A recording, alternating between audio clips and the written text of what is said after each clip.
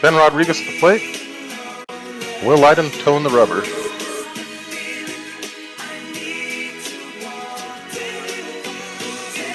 He winds up. He steps off. Looks. Kazar did steal a base in the first game, so got a little speed.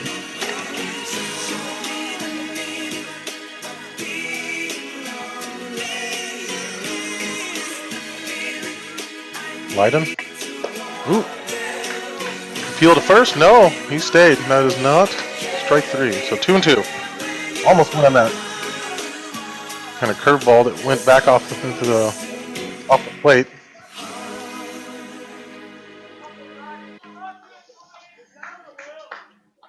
Leiden starts his windup. Delivers. And that ball is hit to first base, and that is out number 3. Quick third out. Ladies and gentlemen, we will see you at the bottom of the inning. There is 0 runs on 1 hit. Ladies and gentlemen.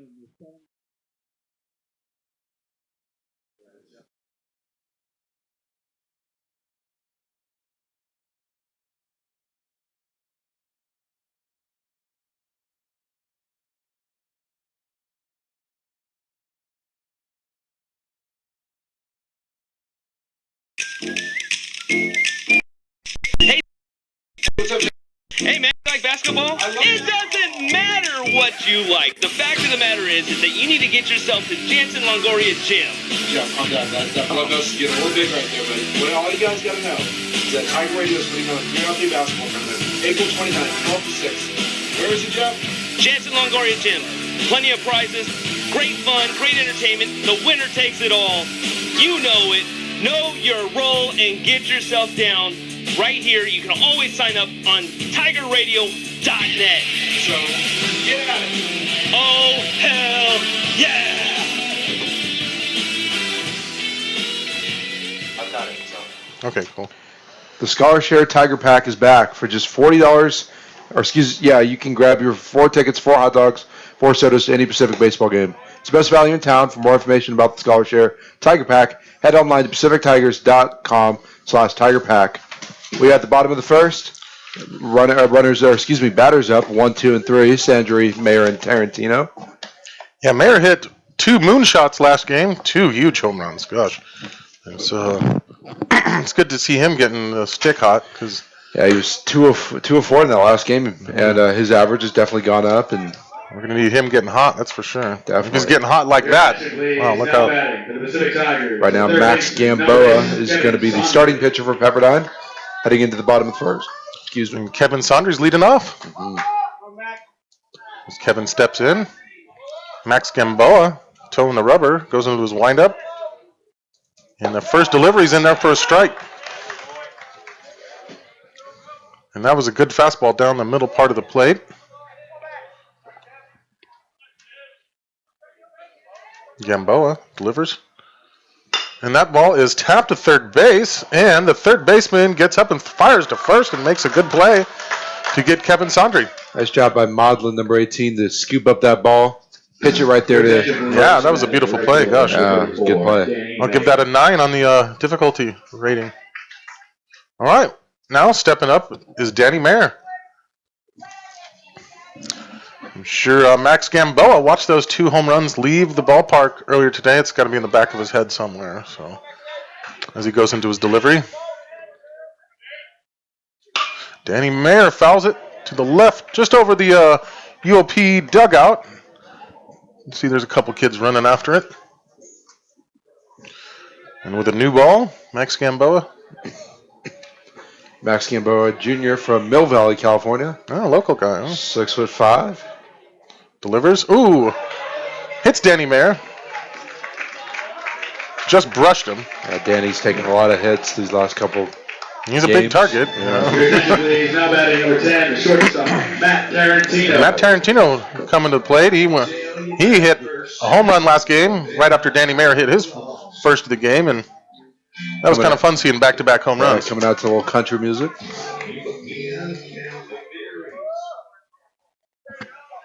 The shortstop, Matt Tarantino, steps in. Boa looks Mayer back. and that ball is hit in the gap. First pitch swinging, and Matt Tarantino has a base hit. Already things looking up from that first game. Oh, yeah. Now Getting a batting big for the start thus Tigers, far. the catcher, number 28, James Free. James Free playing catcher and batting cleanup today. He was DH last game. He started DH and finished the game out as catcher, so he's going to be behind the plate today. And there's a little rally beginning. He's got an RBI chance with Danny Mayer there on second. So James Free batting .310, the switch hitting freshman. Steps into the plate, and Max Gamboa steps off. Gamboa toes the rubber again, goes into his delivery. Fires home. Ooh, swing and a miss. James Free swung right through that. Well, Pacific is coming out swinging aggressive early. Yeah, setting the tone, trying to Gonna make up for that game one. Gamboa taking his time, steps off.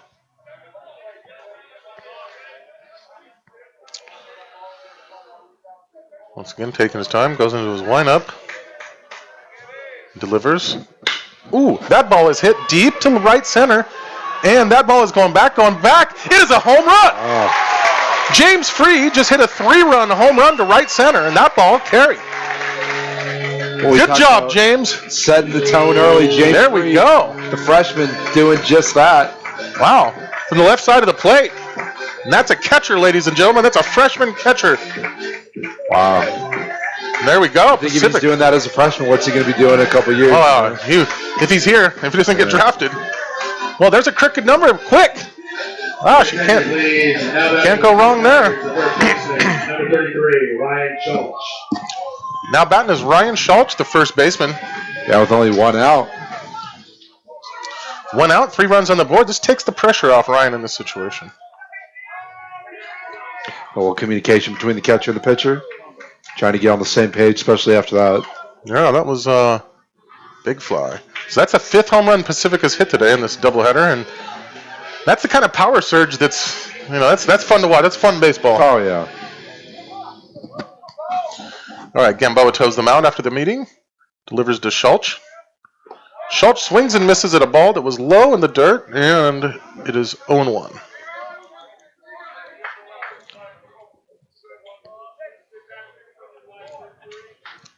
Well, Ryan went deep in the first game, too, so a lot of home runs today. It's hard to keep track. Yeah. And appeal to first. Oh, no, he called it a strike anyway. No need to appeal it. 0-2.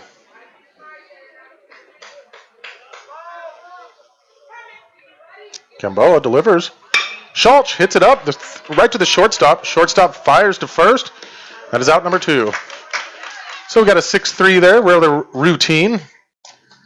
That was a McAfee to Rodriguez, and it's a few times I've said that today. Hitter number 15, Lucas Halstead. And the designated hitter, Lucas Halstead, steps in. Here's a guy we need to see get hot, too. He's got a big bat. Gamboa delivers. Just outside for a ball.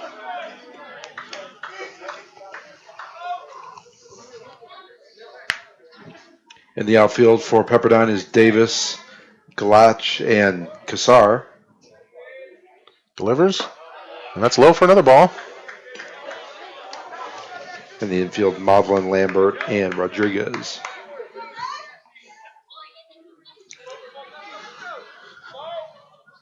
Halstead digs in. Gamboa delivers. And that is hit right back up to, the shortstop misplays it. And that is an error. Now, it almost looked like a textbook catch right there, but Yeah. Just kind let of it went roll up upside on the him. glove. And A little nonchalant on that one, I think. The left fielder, number 27, Blake Berry. Well, Blake Berry steps in, playing left field today. The senior batting .259. Blake Berry getting one of his first starts of the season.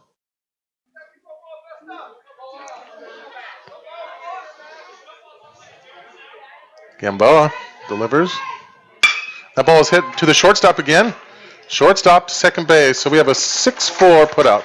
That's the third out of the inning. And ladies and gentlemen, I am going to take off for the day. I got to go study. So I'll leave you with John Mark and Jeff Dom. Have a great day, and thanks for listening to me, Mark Walsh. There's something for everyone, so make sure you check it out.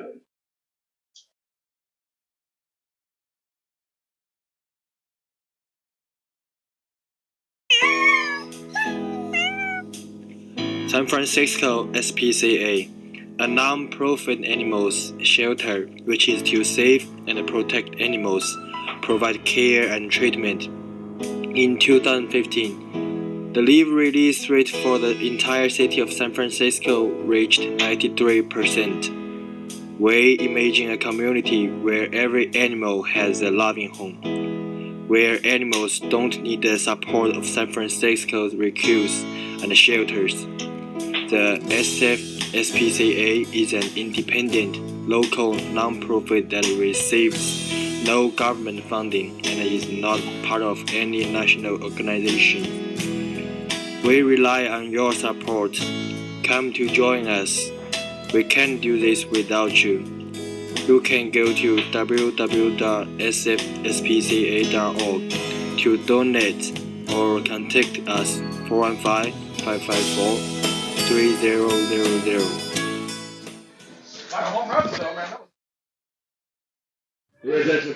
We head to the top of the second inning. Jeff Dominic along with John Mark Vaness. Thank you all very much for joining us here tonight. As Will Leiden will see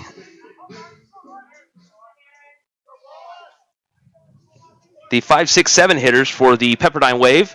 Tigers leading 3-0 after a 3-run shot by James Free.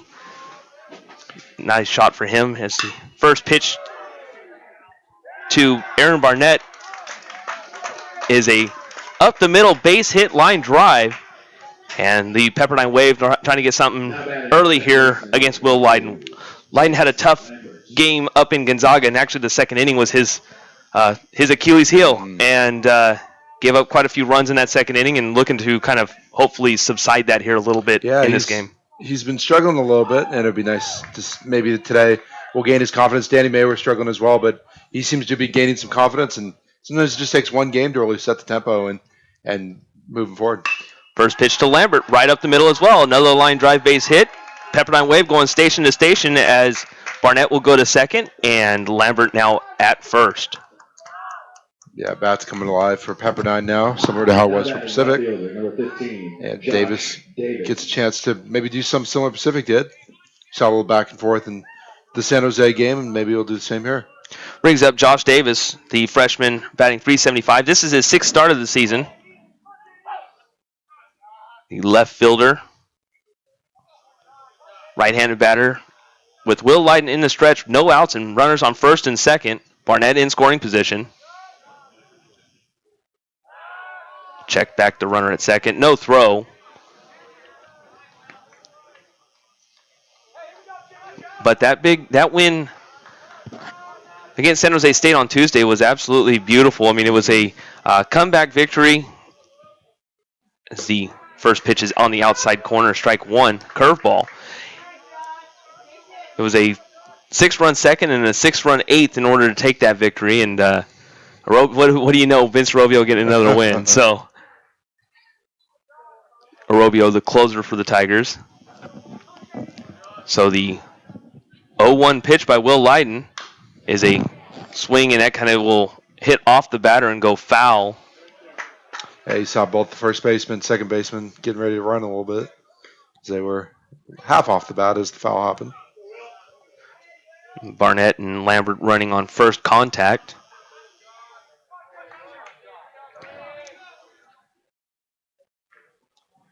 Pepperdine was able to get a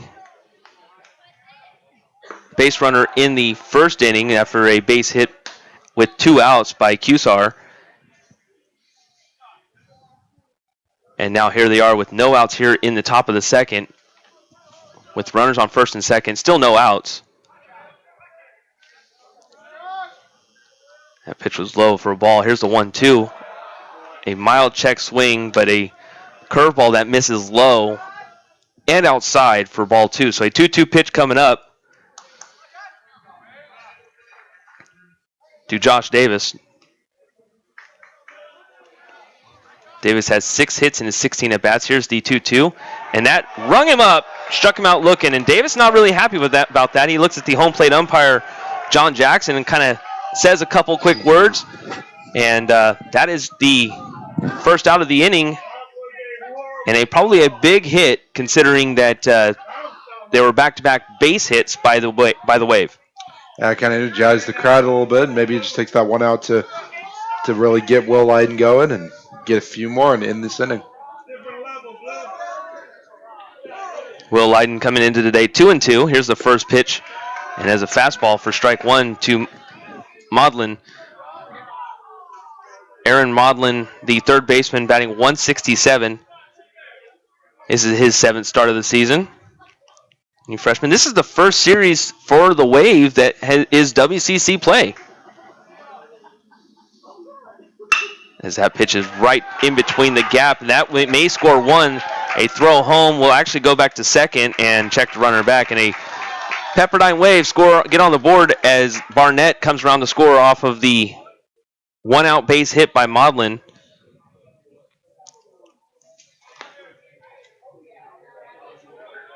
Now batting the catcher, number 28. And brings up number 28, Caparis. Joe Caparis, another freshman. The bottom of the order is coming alive for the Pepperdine Wave, albeit that the first freshman from the 7-8-9 hitters did strike out. Base hit by Maudlin, and now with another freshman, Caparis, the catcher, we're going to see what he can do. Here's the first pitch, and that is low for ball one.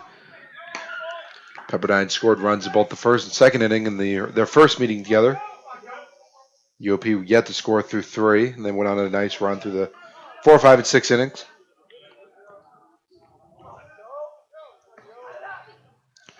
Leiden deals at the 1-0. It's a chopper that will go down the first base line, actually go behind McAfee, who's on deck.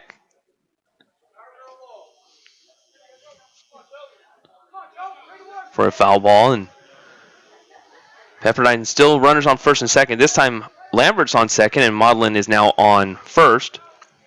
A 1-1 pitch is right up the middle towards Tarantino. He'll flip to second, throw on to first, and that is a twin-killing double play. So we head to the bottom of the second inning. Pepperdine Wave were able to score one, but we head to the bottom of the second. Tigers lead 3-1 on the Tiger Digital Network.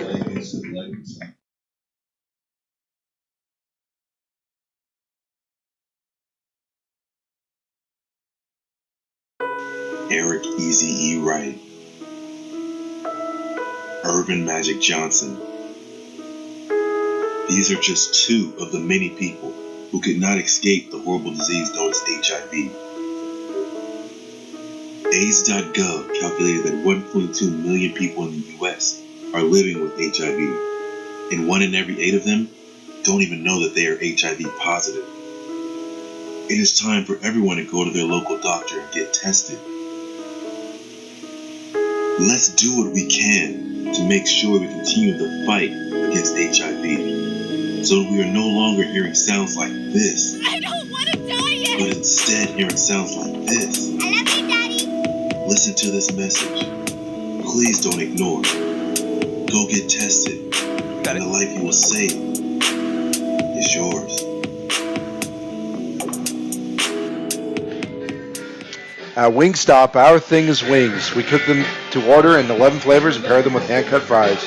When the wing craving hits you, order online at wingstop.com. Wingstop, get at it. Your attention, please. We're at the bottom of the second. Runners 8, 9, and 1 coming up. That is Soberano, Boris, Sandry. And with that, here's Jeff Dominic.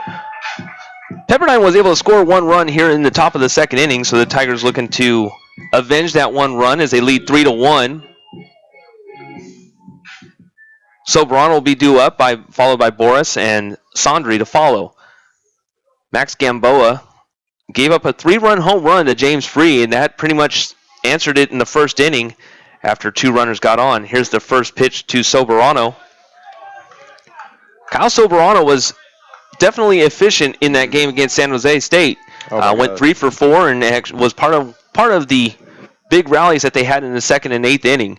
Here's the 1-0, and there's a shot that goes down the left field line. It will hook foul. Yeah, his batting average shows that too. He's batting .368, which is very good, and he deserves it the way he's been playing. And it's always beneficial when you can play multiple positions. He played third base in that game against San Jose State. Today he gets to start at second.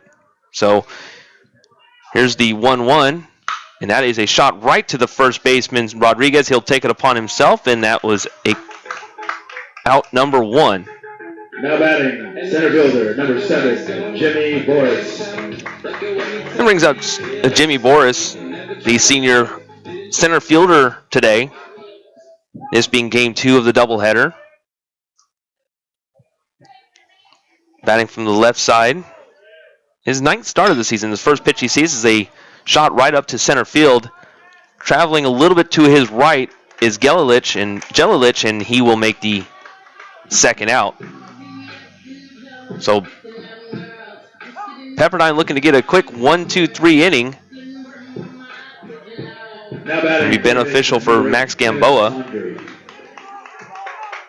And Kevin Sondry is up. He grounded out to the third baseman in his first plate appearance.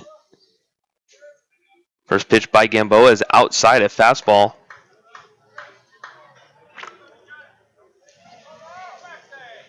Max Gamboa, the right-handed pitcher, junior from Mill Valley, California.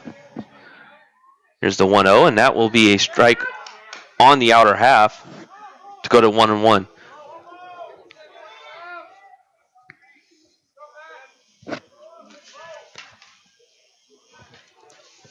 One pitch, swing and a miss for strike 2.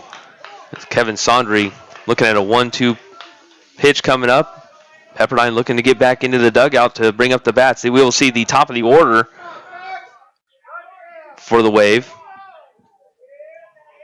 Here's the 1-2, and that is in the dirt. Kind of skips away from the catcher, Caparis, and it'll go to 2-2.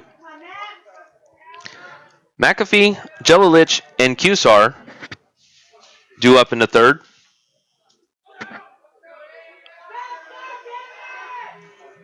And Max Gamboa looking in. He deals. He's swinging a chopper right over the head of Gamboa. Throw on to first and safe, says the first base umpire, Angel Campos. The speed of Kevin Sondry keeps this inning alive. Yeah, great job by Kevin to hustle over there, get the first. Great play by him. And that brings up Danny Mayer. Danny Mayer getting things on track, hopefully, as he went 2 for 4 in game 1 and 3 RBIs. As we mentioned, home runs came up plenty for Danny Mayer, and that's what you need from him. He now has 7 on the season, batting .203. Got hit by a pitch in the first. First pitch is outside for ball 1. If the inning extends, Matt Tarantino is on deck. He's 1 for 1.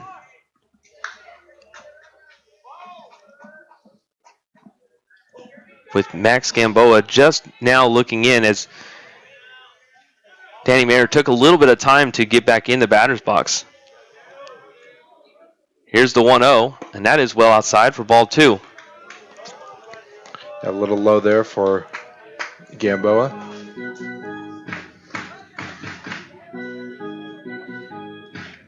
So Danny Mayer, once again, he's still out of the batter's box. We'll be digging in here in just a second.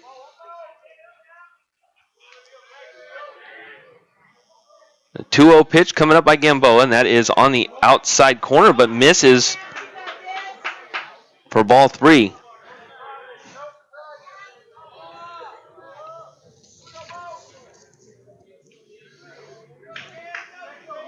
So Danny Mayer, the senior, playing right field today. You're looking at a 3-0 count. That will stay on the shoulders, and that is low, ball 4. So a base hit by Sondry and a walk by Danny Mayer, and that brings up Matt Tarantino. Number 10, Matt Tarantino. Tarantino 1 for 1 today. He was also 1 for 4 in the game earlier today. That hit being a home run, and once again, we're starting to watch Tarantino's average climb up. Mm-hmm. And I remember when the season started, he was just getting himself together. Had an average as low as 145, and now he's up to 282. First pitch is swing and a miss, strike 1. Tarantino was looking for something off speed, did not expect the location, and he went fishing. Pacific in a similar position they were in when James Free hit his home run with runners on second and first.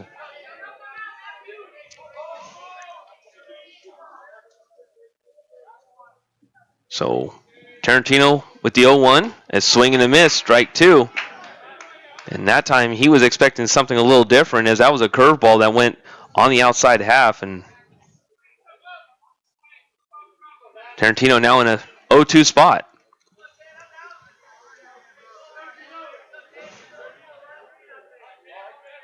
James Free on deck. Should Tarantino reach? Here's the 0-2. And a swing and a miss, strike 3. They'll throw on to first just for the formalities. And albeit the Tigers had a couple of 2-out, trying to do a little bit of a 2-out rally, it falls short. We head to the top of the third. The Tigers lead 3-1 over the Pepperdine Wave here on the Tiger Digital Network.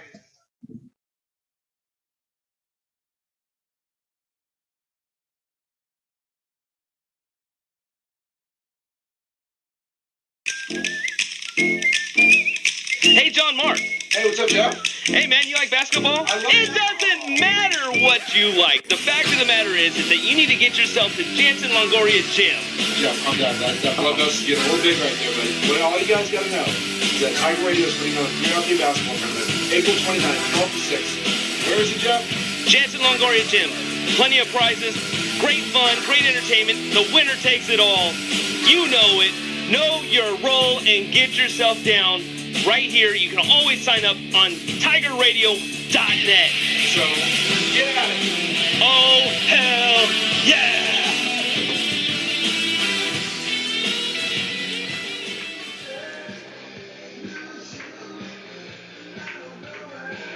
We had the top of the third inning. Jeff Dominic along with John Mark Vaness. Thank you all very much for joining us here today.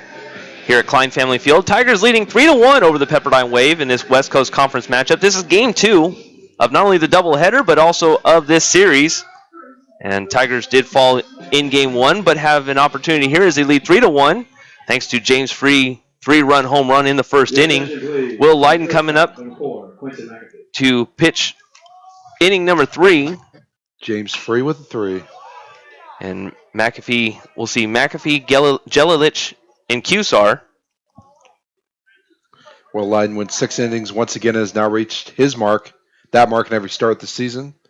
Pitch under 6 innings in the first, just 4 times over 19 starts. The 0-1 pitch straight to Tarantino, strong throw, and gets the quick out number 1. And it's good to see Tarantino. I know has had a little bit of growing pains coming from, albeit that it's just one step up from the JC level to the Division I level. He's had his tough times, and it's good to see a couple of hard hit balls come his way, and he handled them perfectly. Yeah, he's definitely had some errors, but has corrected them and earned his spot at shortstop. Jelilich just stepping in. He didn't even have the bat really off of his shoulder, and he was asking for time, did not get it. And this time he's got time called, and but now Jelilich and the home plate umpire having a few exchanges. John Jackson, I think, trying to speed up the play of pace. Here's the 0-1, and that will foul back. So Leiden got a little bit of a free one there as he got the first strike with Jelilich not even being set up and ready. And now looking at an 0-2 pitch after that last one was fouled away. Jelilich, the senior, caught him looking, and Jelilich was not happy at this at bat at all. First, he wasn't even set up. Then he fouls one back, and after the pitch number 3, it was see you later. And brings up Jordan Cusar. As the first pitch he sees is a swing and a miss for strike 1. That's the second strikeout for Will Leiden today. Cusar, batting .232, had a base hit in the first inning as that pitch misses low. He went 1 for 4 in game number 1.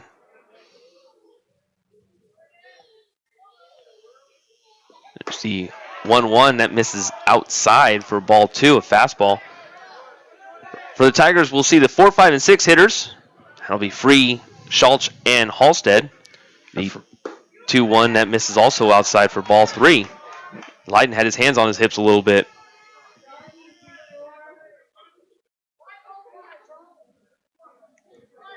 And 3-1 pitch.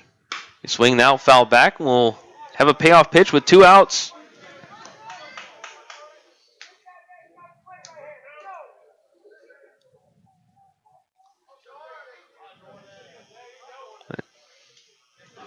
(3-2) pitch by Will Leiden. That was low, and that'll be a 2-out walk to Q-Star. An opportunity for Rodriguez. First baseman, number 6. Ben Rodriguez, 0 for 1 today. He was 1 for 5 in the first game. Drove in a run. He scored a run. Someone new we've seen the outfield for Pacific is Barry. Usually that position's filled by Glover. So first pitch is a curveball right down the outer half for strike 1. And that one just about above the knees. Ben Rodriguez starting in all 21 games he's appeared in as the 0-1 fouls back down the right field line, well out of play for an 0-2 count with 2 outs. He's batting .268, has knocked in 2 home runs, and driven in 15 in his senior year. So Will Leiden trying to get out of this after allowing a 2-out walk to Q-Star. The 0-2 is straight to Sandri. It hits off of his ankle. Flips to Tarantino. Throw on to first. Got him! What a throw. What a play. And give Sandri the assist. So we head to the bottom of the 3rd inning. Tigers coming up. They lead 3-1. We'll be right back here on the Tiger Digital Network.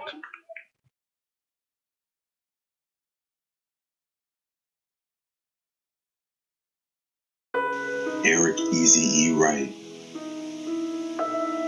Irvin Magic Johnson. These are just 2 of the many people who could not escape the horrible disease known as HIV.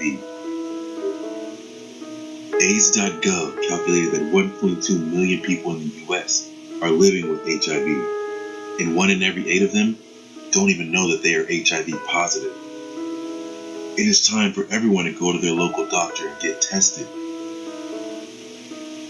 Let's do what we can to make sure we continue the fight against HIV, so that we are no longer hearing sounds like this, I don't want to die yet. but instead hearing sounds like this. I love you, Daddy. Listen to this message. Please don't ignore it. Go get tested, and the life you will save is yours. Number 28, James Free.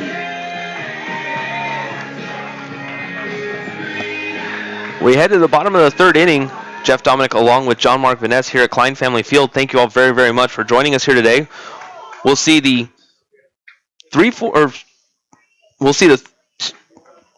4, 5, and 6 hitters. That'll be Free, Schultz, and Halstead. James Free, the 3-run shot, which is our score currently with a 3-1 score. Pepperdine trailing the Tigers here in this West Coast Conference matchup. The 1-0 is fouled down the right field line. Yeah, James Free with possible to play the game, getting it right out there for the home run, bringing in Mayer and another Pacific Tiger. And, we've talked about it all year with these freshmen. The future is bright for the Pacific Tigers. Oh, absolutely. And even the current future, considering that Tarantino being a junior and Schultz being a junior as well, both of them transfers from College of Marin. We found out there was some college ties there between assistant coach Joe Slater. Here's the 1-1. A shot down to right field. That will drop in between the second baseman and right fielder. So put Free 2 for 2 today. Yeah, James Free's feeling it. Now batting. Hit his first career home run last weekend, and then this weekend hitting his second career home run. So, and this time we were able to see it here live in person. It was, albeit that he was in Gonzaga when that happened. It was nice to see him hit one here at Klein Family Field, a beautiful ballpark. If you've never been, you need to come out here at least once in your lifetime, considering that this is a great setup for Division I baseball. Ryan Schultz digs in. 0 for 1 today. First pitch he sees is by Gamboa is blocked nicely by Caparis. And Schultz leaving the bat on his shoulder for a 1-0 count. James Free, the young freshman that we talked about, he's 2 for 2 today, and as we talk about, it's a good thing that he's going to be around here for a very long time. From Walnut, California, here's the 1-0, also in the dirt. Did he go around? No, he did not, says first base umpire Angel Campos.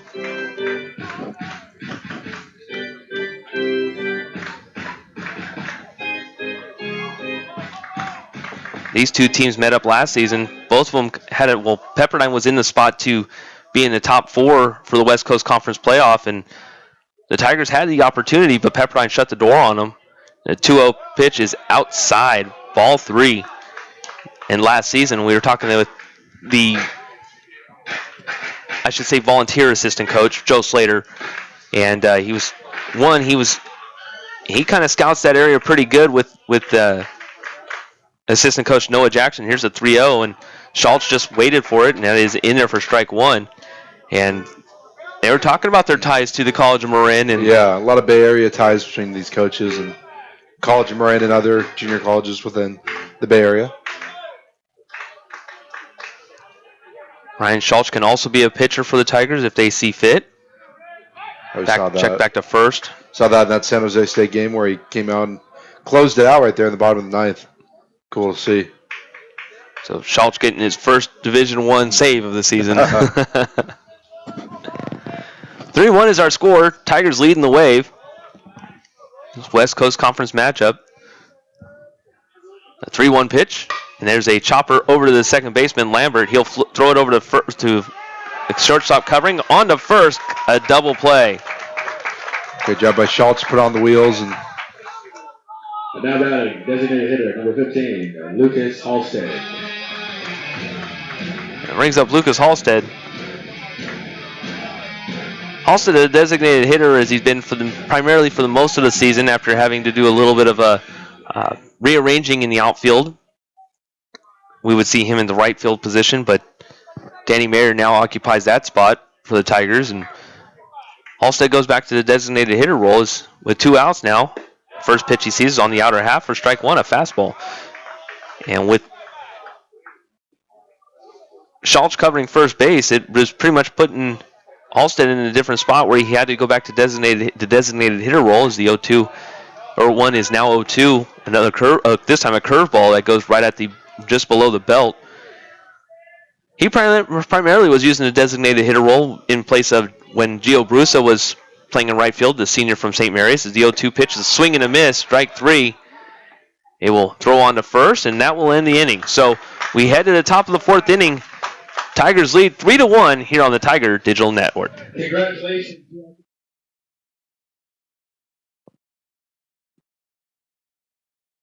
She's 16 years old, but she looks like she's 25, wearing a tight dress she'll rip off in a shady motel room. She thought this was the life she wanted. She got the money, the clothes, the attention from her pimp, but she also can't imagine living without prostitution. She doesn't think she's a victim. She thinks she's in control, but she can't leave. When she's no longer the sexy little girl they want, she may only see one way out. This girl lived here in Stockton. She's one of thousands of girls in the city who has been sex trafficked but doesn't see herself as a victim. Call the local Stockton Human Trafficking Hotline to report any tips at 209-948-1911. If you see anything, say something. You will be saving a life. And if you are this girl, there is hope. Call 209-948-1911. You are worth so much more. Lincoln Center is Stockton's premier shopping and dining destination.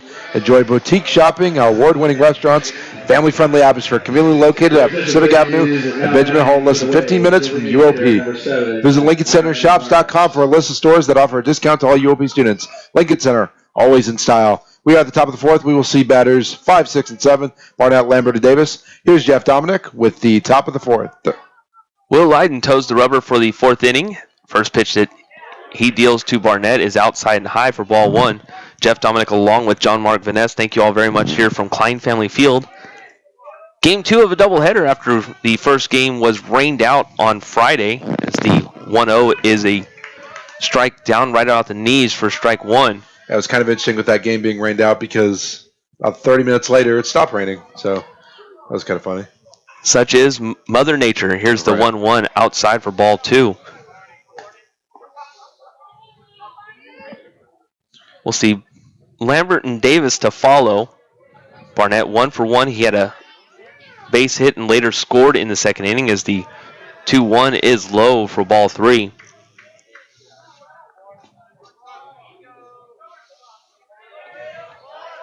Barnett started that inning in the second with a shot right up the middle as the 3-1 goes looking foul. Go to 3-2. Followed him. Lambert went right up the middle as well.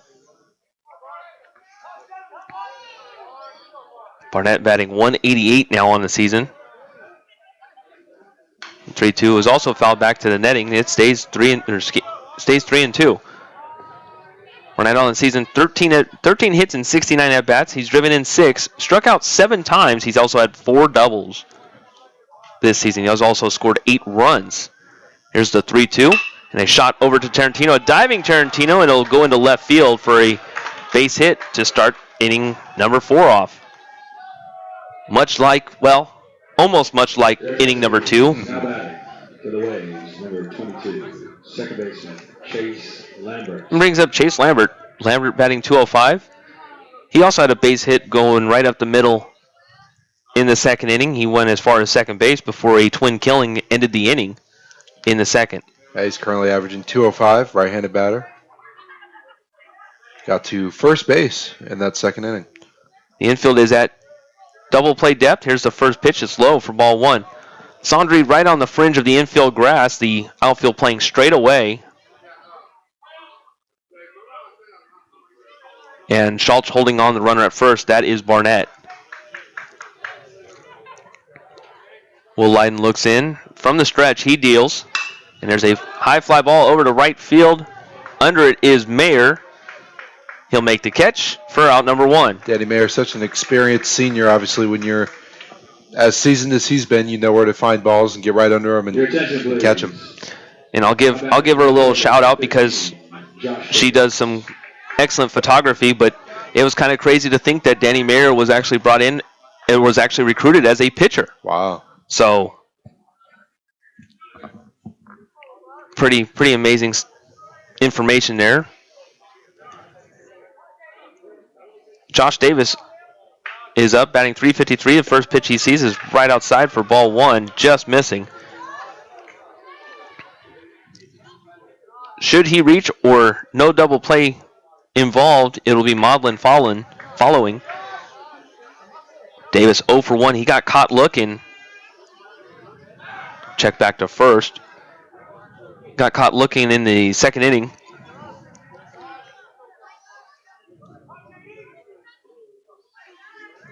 And that was also one of the 2 strikeouts for Will Leiden in that second inning. Davis kind of looked at the home plate umpire as a little bit of a disagreement. Nothing was really said behind it as the 1-0 is hit well foul. Bounces off the railing.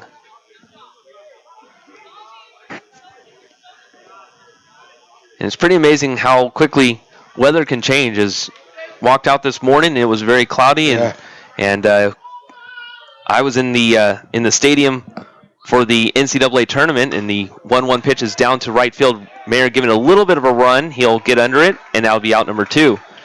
But the NCAA tournament was absolutely beautiful, done very, very nice. Stockton did a great job, and we're looking forward to the Elite 8. But I come walking out, and it was beautiful sun, and it was warm. I was going, man, that's completely different than when I walked in here. Yeah, that's the Central Valley weather for you there, but great job by the city of Stockton and all those Jeff Dominic and others who put it on. And all I did was just push a few buttons. That's all I did. And you guys can enjoy it again with the Elite 8 coming up. So 2 outs here as the first pitch by Will Leiden is low to Maudlin. Maudlin drove in a run after a base hit in the second inning. But as I said, Stockton has done a great job with that setup over at the Stockton Arena. Nice to see the city getting a little love from the NCAA. Well, absolutely. Putting them in the Sweet 16 Elite 8. Well, the hope is that maybe we'll be able to see that again. And I mean, maybe see Pacific sneak in there too. One day. Good players, yeah. Head coach Bradley Davis. There you go. Looking like he's going to try and the new set of players, plus of course. All you guys got to know is that Tiger Radio is putting on a 3-on-3 basketball tournament, April 29th, 12 to 6. Where is it, Jeff? Jansen Longoria Gym. Plenty of prizes, great fun, great entertainment. The winner takes it all. You know it. Know your role and get yourself down right here. You can always sign up on TigerRadio.net. So, get at it. Oh, hell yeah!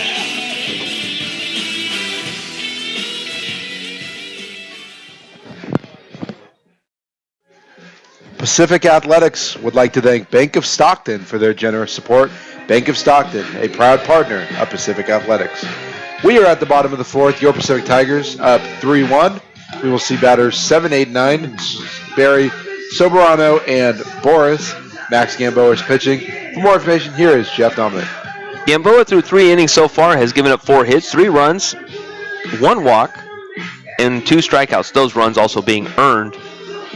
And that is our current score right now, with the Tigers leading 3-1 over the Pepperdine Wave. We'll see Barry Soberano and Boris. Should anybody reach, that'll be Sondri as we head to the top of the order after that. It actually does look like there is a pitching change. We'll get that to you momentarily. That is Jonathan Pendergast, the sophomore from San Diego, California. 6'2" right-handed pitcher. Appeared in 17 games last season on the mound and made 3 starts during his freshman campaign. So he's looking to continue that this year. So with that being said, then Gamboa's night is done and is currently in line for the loss, should the score remain the same. Your attention, please. In the outfield is the same: Davis, Gelichich, Kassar, McAfee, Moblin, Lambert, Rodriguez, and Kafaris is the catcher. Your umpires: John Jackson, Angel Campos, and Kenneth Durham. So Blake Berry digging in for the first time. The first pitch he sees is low for ball 1. I always wonder how long it takes a new pitcher to really get warmed up and get his throwing arm right. So we'll see how long that takes Jonathan as he goes up against Barry. The 1-0 is inside ball 2. And sometimes we don't see that at all, considering that we've seen some of the very own Tiger players have a little bit of a warm-up issue and come in and still not seem like they're all the way through. 2-0 pitch is on the outside corner for strike 1, a fastball, and that was I wouldn't say a get-me-over strike, but it was a strike that it seemed like he was trying to really dig in, as that pitch misses low for ball 3. Shadows starting to play a little bit of a factor as the sun sets. See some shadows of the trees on the field, with little patches of sun here and there. Pendergast with the windup, and he gets one in the dirt, and that's ball 4. So Blake Berry is issued a walk. Attention, please. Now batting for the Pacific Tigers, second baseman number 36, Kyle Soberano. That brings up Kyle Soberano. Soberano grounded out to the first baseman in his first appearance. That was in the second inning. Batting .350 on the season, and spot starts that he makes the most of those spot starts, that's for sure. He really does. Definitely trying to earn his way into some starting spots, and he's got a bright future out of him. First pitch is low for ball 1. Soberano, the second baseman today from Daly City, California. So another Bay Area tie, as we talk about. A lot of Bay Area student athletes in general up from Pacific. Well, and knowing that Coach New is an assistant coach coming from Cal Berkeley, yeah, there's another reason right there. The 1-0 to Soberano is a pop fly towards the third base side. Under it is the third baseman, Modlin. He kind of does a little bit of a hustle back as he kind of had to make a few steps to his left, and that is out number 1. I had to track that well. He kind of worked back a bit, worked back forward, Trying to find exactly where that ball was going to fall. The wind is swirling a little bit, not very hard, but it could have really affected him there, or it could have gotten in his eyes a little bit as well, as the sun is starting to set. And the shadows are creeping in towards his direction. Yeah, it's really nice to see Jimmy Boris get more and more playing time as the season progresses. Jimmy Boris digs in with 1 out, and on first is Blake Berry. Check back to first. Boris had one of those clutch key hits in that victory against San Jose State in the game on Tuesday. I mean, a lot of people had clutch hits in that game. It was a very good game. Jimmy Boris from Carmichael, California. Went to Jesuit High School, a very well-known school for athletics. First pitch is on the inner half and about knee high for strike 1.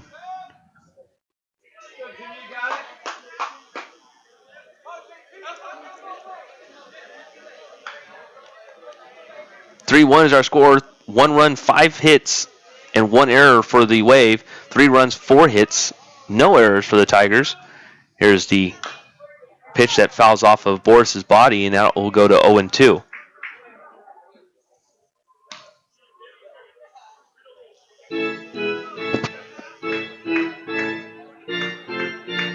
For the Wave, we'll see the 9, 1, and 2 hitters. It'll be Kaparis, McAfee, and Jelilich. Runner on first for the Tigers currently is Blake Berry after the leadoff walk. Soberano popped out to the third baseman. And now an 0-2 pitch looking by Boris is low for ball 1.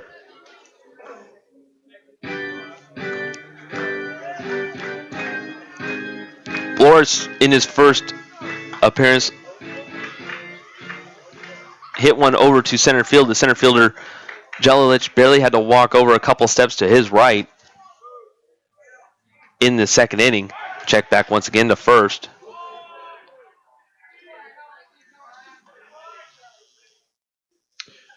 Kind of see Jonathan Pendergast being a lot more conservative, a lot more careful with his pitches than Max Gamboa was. Kind of slowed down the tempo a little bit of the game after that 3-run scoring inning by Pacific.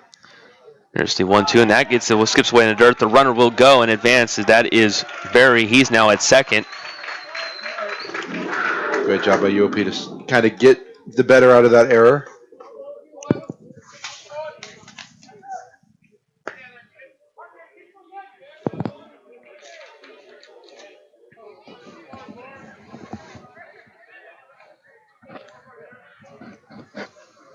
So Pendergast looking in with a 2-2 pitch. So good job by Boris to get even the count, as he was looking at an 0-2 hole. Now it's 2-2.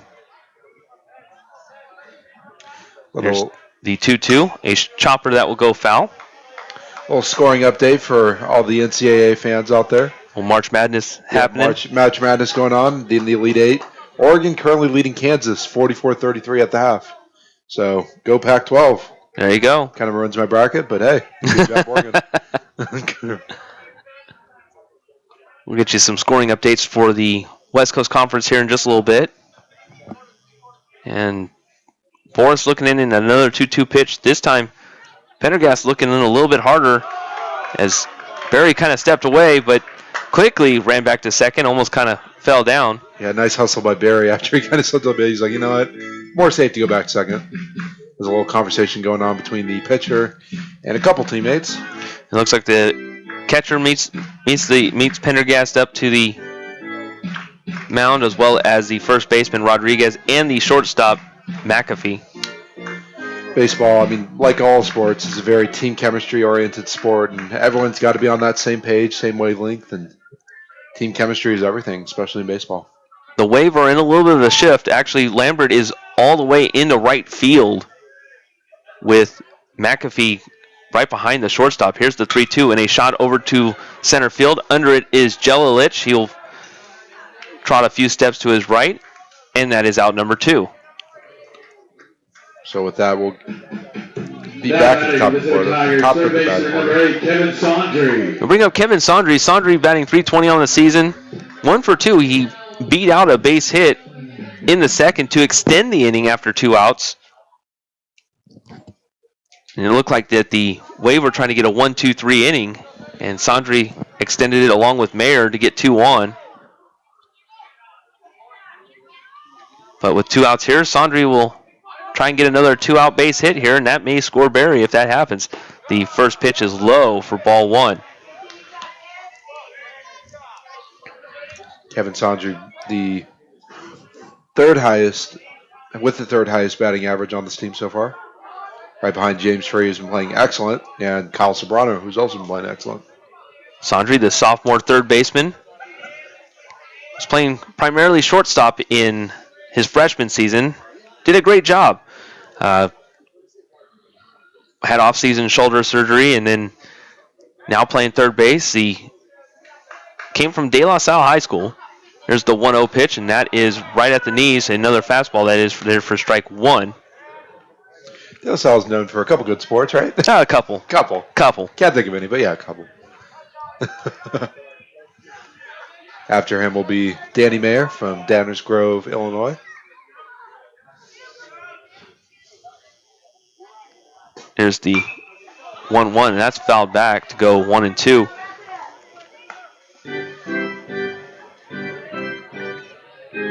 Mayer, one of 3 seniors on this team in this lineup today, on deck. And it's been pretty interesting to watch how Mayer has been kind of reacting towards being moved around in the lineup. Starting to look like he's starting to find his swing here. Here's the 1-2, and that'll be fouled back right towards us. Make a play, John Mark. No luck. No. Okay. Didn't bring his glove to the ballpark. That got the better of it. Might bring my dog tomorrow, and then might get it. There you go. Park at the ballpark. Looking forward to that. Yeah. Here at Klein Family Field, 1 o'clock first pitch. Sandri looking at a 1-2 pitch with the runner on second. That's Barry. He's been there for a little bit of time now. 1-2 by Pendergast. A swing and a miss, strike 3. Sandri will head over to first. They'll throw over, and that ends the inning. So we head to the top of the 5th. Tigers leading 3-1 here on the Tiger Digital Network. Premier Shopping. Boutique Shopping. Our award-winning restaurants and Statistics show that there are more than 500,000 homeless people in the United States. 500,000 who will not have a roof over their heads, not have a warm bed to fall asleep in, and not know where their next meal will come from. Over 2,000 of them live in our backyard of the greater Stockton area in San Joaquin County. Few are aware of their struggles. The Pi Kappa Alpha fraternity at the University of the Pacific and Stockton Mayor Michael Tubbs will be holding a homelessness awareness event from April 12th through the 14th. During this time, the men of Pike will be experiencing the life of a homeless person by sleeping outdoors, only receiving food by donation, and raising money for local shelters and food banks. Mayor Tubbs will be speaking to the school and addressing this issue of homelessness in Stockton. Donations can be made to Pike's Hit of Reality through check, cash, and card. Every dollar raised will go back into your Stockton community so that someone will know that they won't be falling asleep hungry tonight. This message is brought to you by the Pi Kappa Alpha fraternity, Kappa Nu Chapter, and Pacific Tiger Radio. Wingstop is the destination when you crave fresh cooked to order wings with bold-bladed flavors. For the nearest location or to order online, visit wingstop.com. We are at the top of the 5th. Your Pacific Tigers still up to 3-1 after that James Free homer. We'll see batters 9-1-2, McGaffey, Jelilich, and Caprias. And here's Jeff Dominic with the other highlights. First pitch to Caprias is fouled back, and we'll see Caprias, McAfee, and Jelilich. Will Leiden, going through 4 innings so far, has given up 5 hits, 1 run, that run being earned, 1 walk, and 2 strikeouts in 17 batters he's faced. He's also up to 60 pitches right after that last one. The 0-1 pitch is right there, a fastball that goes right down, pretty much down Broadway, just above the knees for strike 2. With a win this week, Will Leiden will match his career high in wins in just 6 games. Incredible feat. 0-2 pitch is outside and high for ball 1. Leiden has been unfortunate in some games here for Pacific. Some of the games he'll pitch a complete game as that pitch misses outside for ball 2. He'll pitch a complete game, only give up 2 runs, and still find a way to then either he won't get the win or something just doesn't fall in his favor. 2-2 pitch is low as well, ball 3. Leiden kind of picking up the pace here, that last pitch. Maybe trying to catch Caparis napping. Caparis batting 130 on the season. He grounded into a double play.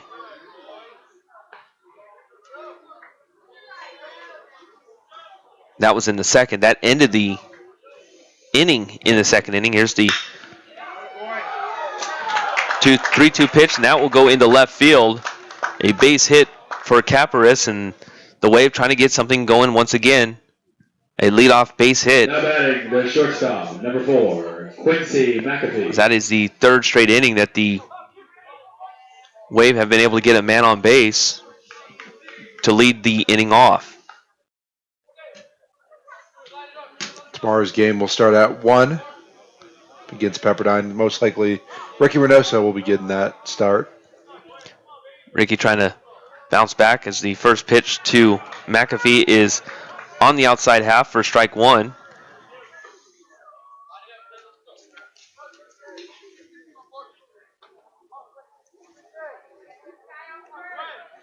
Will Leiden with an 0-1 pitch and a shot to left field. Looking up, jump at the wall, and it's gone. A 2-run home run by McAfee, and the game is tied. Wow, getting it right over that green wall, about 317 feet out. Just beautiful, hits it. Similar to how James Free was in a little different spot, but yeah, getting those runs scored. And we got a tie ball game here in the top of the fifth. After a little bit of scoring drought, they hadn't scored in the third and fourth inning. They answer right back there, and I'll see how UOP decides to capitalize and try to end this after that. McAfee homering out to left as that ball's foul. It'll be Jelilich due up. Got 2 runs batted in on that one. The 0-1 is a swing and a miss, strike 2.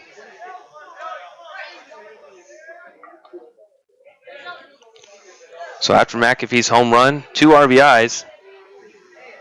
That 0-2 is just outside for ball 1. For McAfee, that is his 3rd home run on the season and his 13th RBI. The 1-2 is outside as well. Ball 2.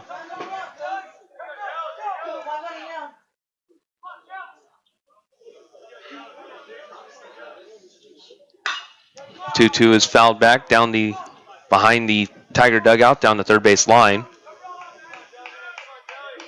We still have no outs here in the top of the 5th. Here's the 2-2, and that one's low as well. Ball 3. So after pitching 2 good innings, Will Leiden kind of sees himself in a little bit of a hole here on the 3-2 count. 3-2 is a foul ball down the left field line as well, and that will hook as well. Jelilich fighting off some pretty good pitches for the last couple. Here's the 3-2, and that also is fouled back.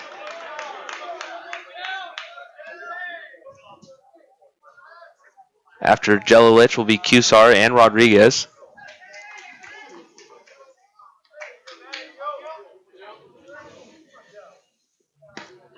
Caught him looking.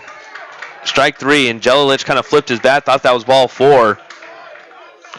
Now, a lot of Pepperdine players not been particularly happy with some of the calls. Jordan Cusar. So the senior will have a seat, and that'll bring up Cusar. Cusar was 1 for 1. Had a walk and a base hit today as the first pitch is a fastball on the outside half for strike 1.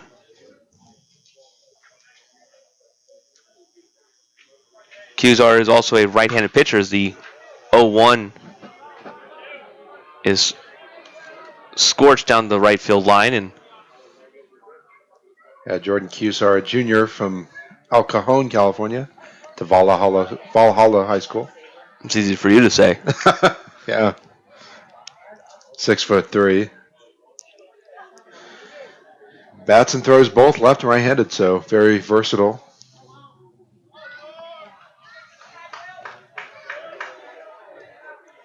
Here's the 0-2 by Leiden, and that's outside ball 1. Rodriguez to follow. And that's something of note as of right now for the 1-2 goes down the left field line. In the starting lineup, all but one Wave player bats over 300. So you can tell that the Wave rely a lot on their pitching. Here's the 1-2, and that is a drive down the left field line. That will go over the railing just barely for... I heard some gasps in the crowd, hoping that there was a young kid right in that area. Now she's holding up the ball. Perfect. There you go. Good play, kid. Yeah, good job. 1-2 by Leiden. Swing and a miss, strike 3. So back-to-back strikeouts by Leiden after giving up the home run. And there are 2 down here in the top of the 5th. First baseman, number 6, Ben Rodriguez. Brings up Ben Rodriguez.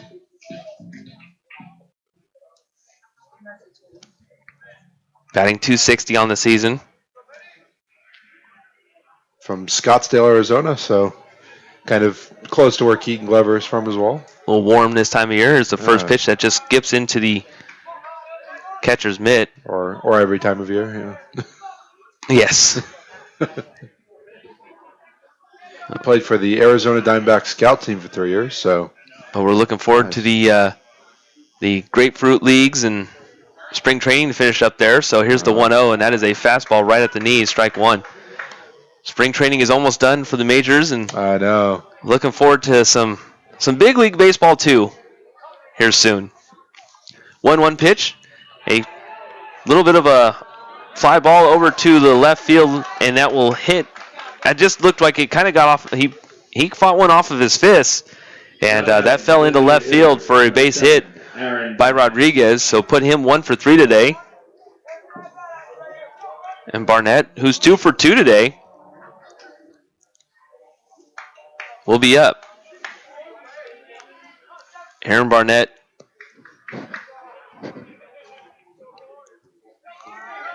two for 2, scored a run in the second inning. The first pitch he sees by Leiden is low for ball 1. Leiden obviously may have that in his head a little bit, considering that he threw that first pitch low, because the other 2 that Barnett saw one went to left field and the other one went straight up the middle. So 1-0 pitch, just missing outside, ball 2.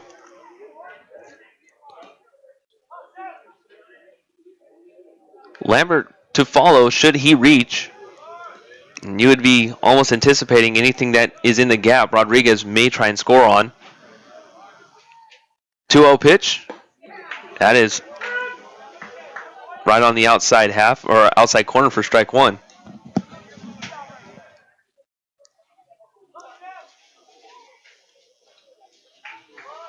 So 2-1 pitch coming up with 2 outs. Runner on first, that is Rodriguez. They're 2-1, and that is just low for ball 3.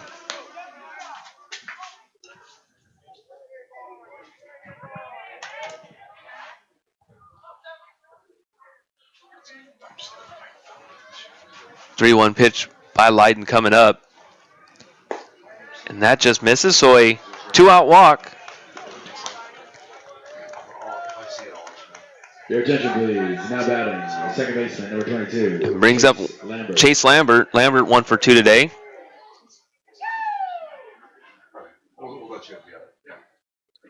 And that will bring a little bit of a conference on the mound for head coach Mike New and the entire infield. And give us an opportunity to kind of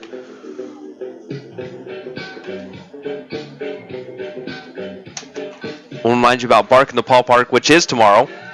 Right, so mark your calendars. Save the date and come join us for the annual Bark in the Ballpark. Bark in the Ballpark is scheduled for tomorrow, Sunday, March 26th. Tickets are just $8 for adults. It's Bark in the Ballpark coming up on Sunday, March 26th. Again, that is tomorrow. So Will Leiden, after the fairly short conference, will step back in with 2 outs here in the 5th inning. 3-3 is our score after the 2-run shot by McAfee. First pitch he sees is a squaring around a bunt. Will that go foul? It will. And that will be a scary situation because bases could have been loaded right there. Will Leiden with a little bit of heads up play as soon as it started to go towards as soon as it hit the foul line, he gloved it because he did not want that ball to kind of trickle back fair. And Lambert had to make the walk back over there, back to the batter's box after he was hustling all the way. Well, Sandri staying kind of put. He's kind of not allowing a shot down the line as the 0-1 is outside and low.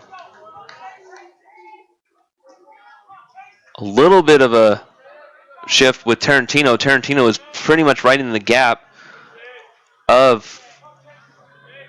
in between second and third, not wanting to let anything squirt through as the 1-1 is a swing in the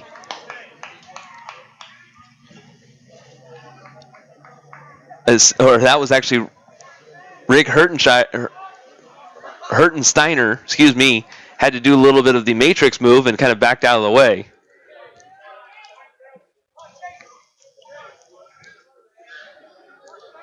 So a 1-2 pitch coming up with 2 outs. Leiden trying to get out of this with 2 runners on.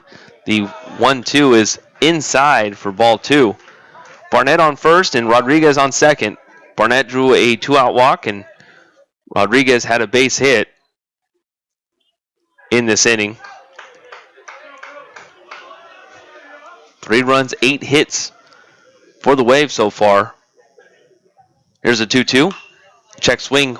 Look out. That was that got kind of lucky because that would have went into the stands, but that it actually just bounced off one of the railing by the Pepperdine dugout.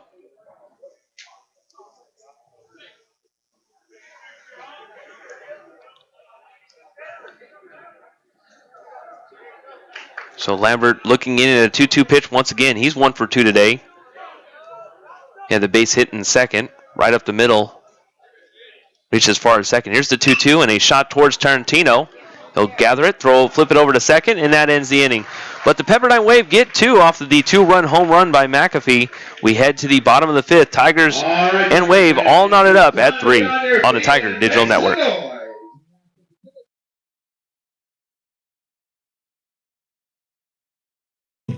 Thousands of cats and dogs each year are housed in animal shelters.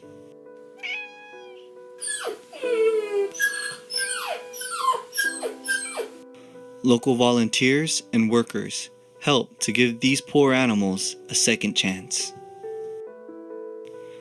But they can't do it alone. Please go down to your local shelter today to volunteer, donate, or adopt. Your support can help end the 4 million euthanations performed each year on animals. Please help. Give a little to save a lot of life. For more information, visit us at www.humanesociety.org. Pacific Athletics would like to thank Chase Chevrolet for their generous support. Chase Chevrolet, a proud partner of Pacific Athletics. In the bottom of the 5th, coming off of that amazing home run off the green wall by Pepperdine, it is currently 3-3. We will see batters 2, 3, and 4. That is Mayer, Tarantino, and Free with Jonathan Pendergast pitching. And with more, here's Jeff Dominic. Pendergast will go in for inning number 2, a 2-0, 1.16 ERA pitcher. He'll see Danny Mayer, Tarantino, and Free. The first pitch is a curveball, a pitch that hits on the inside corner right about just below the belt for strike 1. Here's the 0-1. Another curveball this time went towards Danny Mayer's just about the shoulder high to go to 1-1.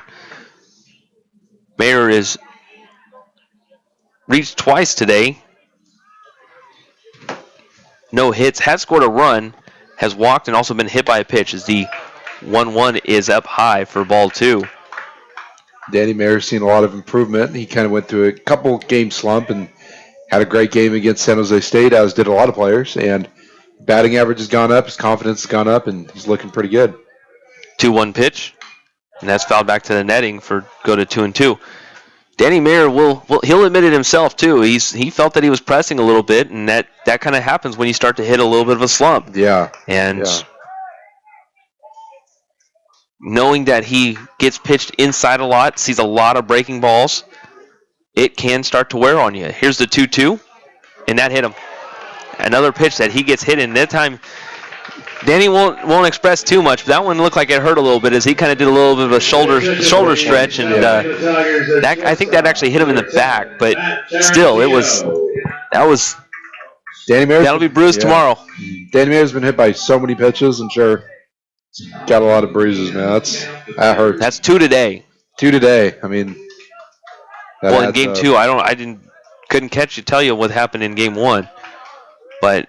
That brings up Matt Tarantino. The best way you can top off someone by getting hit, blast one. There you go. And Matt Tarantino has a lot of pop. 1 for 2 today. First pitch he sees is popped, and that'll be right next to us. Like literally right next to us. Literally like right there. It was right along the brick wall that we're right next to. You could have stuck your head out the window and grabbed it.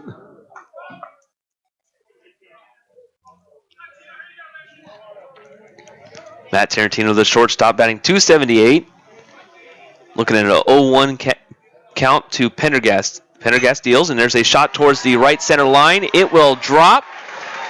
Mayer will hustle to third, and runners on the corners, no outs here in the bottom of the 5th inning. So Tigers looking to answer right back after the 2-run inning, top of the inning. Now batting the catcher. Tigers been looking very consistent in this game. Kind of anytime Pepperdine tries to answer, they answer right back. Great single out to the right center by Tarantino. That brings up a little bit of a pitching discussion between Rolando Garza and the entire infield. I want to take this time to remind you that every Tuesday, home game, it's $2 tacos all game long at Klein Family Field. Grab your friends and enjoy the $2 tacos on Tuesday with the Pacific Tigers. The next Tuesday home game is April 25th, there Sacramento State against Sac State. So watch them play the Stingers. Come out, get some $2 tacos. After that little brief discussion, James Freed digging back in, and we're watching Caparis make the defensive calls. I'm going to assume that they may allow the runner to score, assuming Free hits one either towards second or third, allowing Mayer to score, but we'll see how it goes. The first pitch is outside, ball 1. Free is 2 for 2 today. He's batting .333. He had the home run that went over towards the right field wall, right near the F&M Bank sign over there in the right center. Also had a base hit to right field in the 3rd. Looking to keep the perfect second game alive. Check back to first by Pendergast. Runner back in time. That's Tarantino. Good to see Tarantino play as well as he's been playing lately.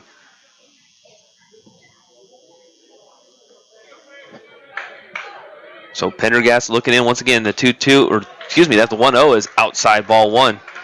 I don't know where I got a 2-2 from, but I think I've been used to saying it a lot here today. I guess that's all I can. So I can just assume it's going to be a 2-2 pitch. But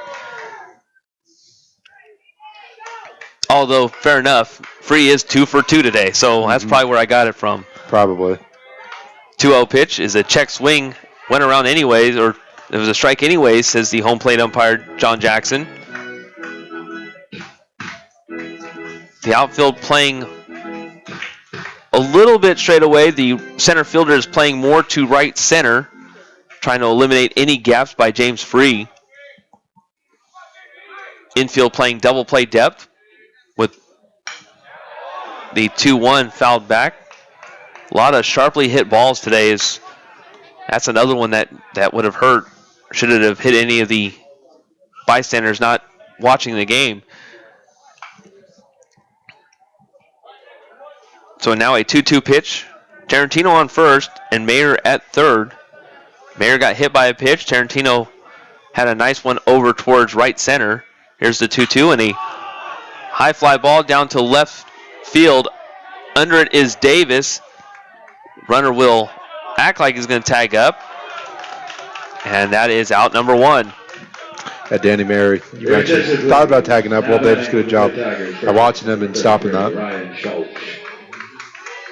Davis has a good arm for the Wave.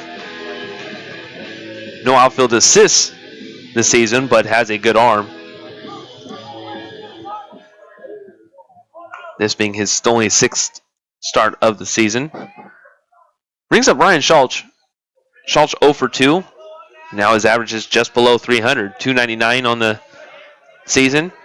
He's grounded out to the shortstop twice. One of those being in the 3rd. That was a double play. Check back to 1st. Did he get him? No, he did not. That was close. Tarantino was leaning just a little bit too much, but able to get back in time.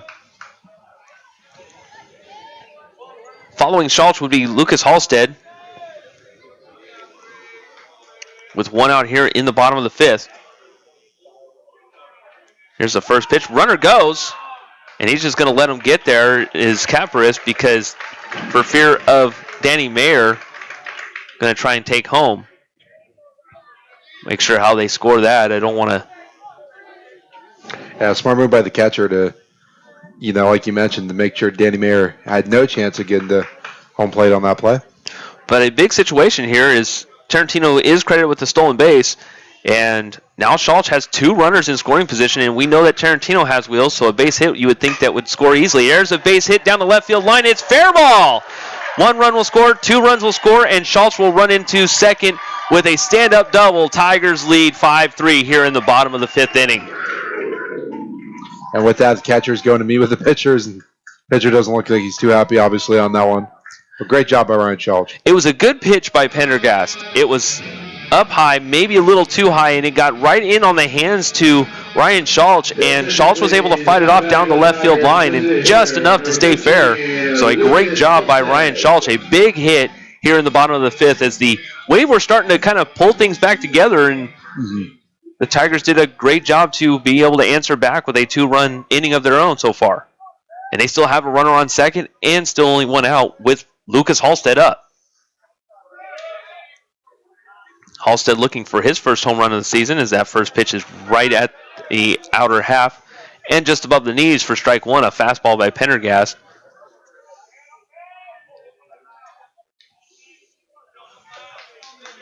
So now with that, it put Gamboa off the hook and now puts Pendergast on the hook. Is a 0-1 is strike swinging in the dirt for strike 2 by Halstead. Halstead looking for his first home run of the season. Last season he had 5. He's driven in 7 and also scored 8 runs in his.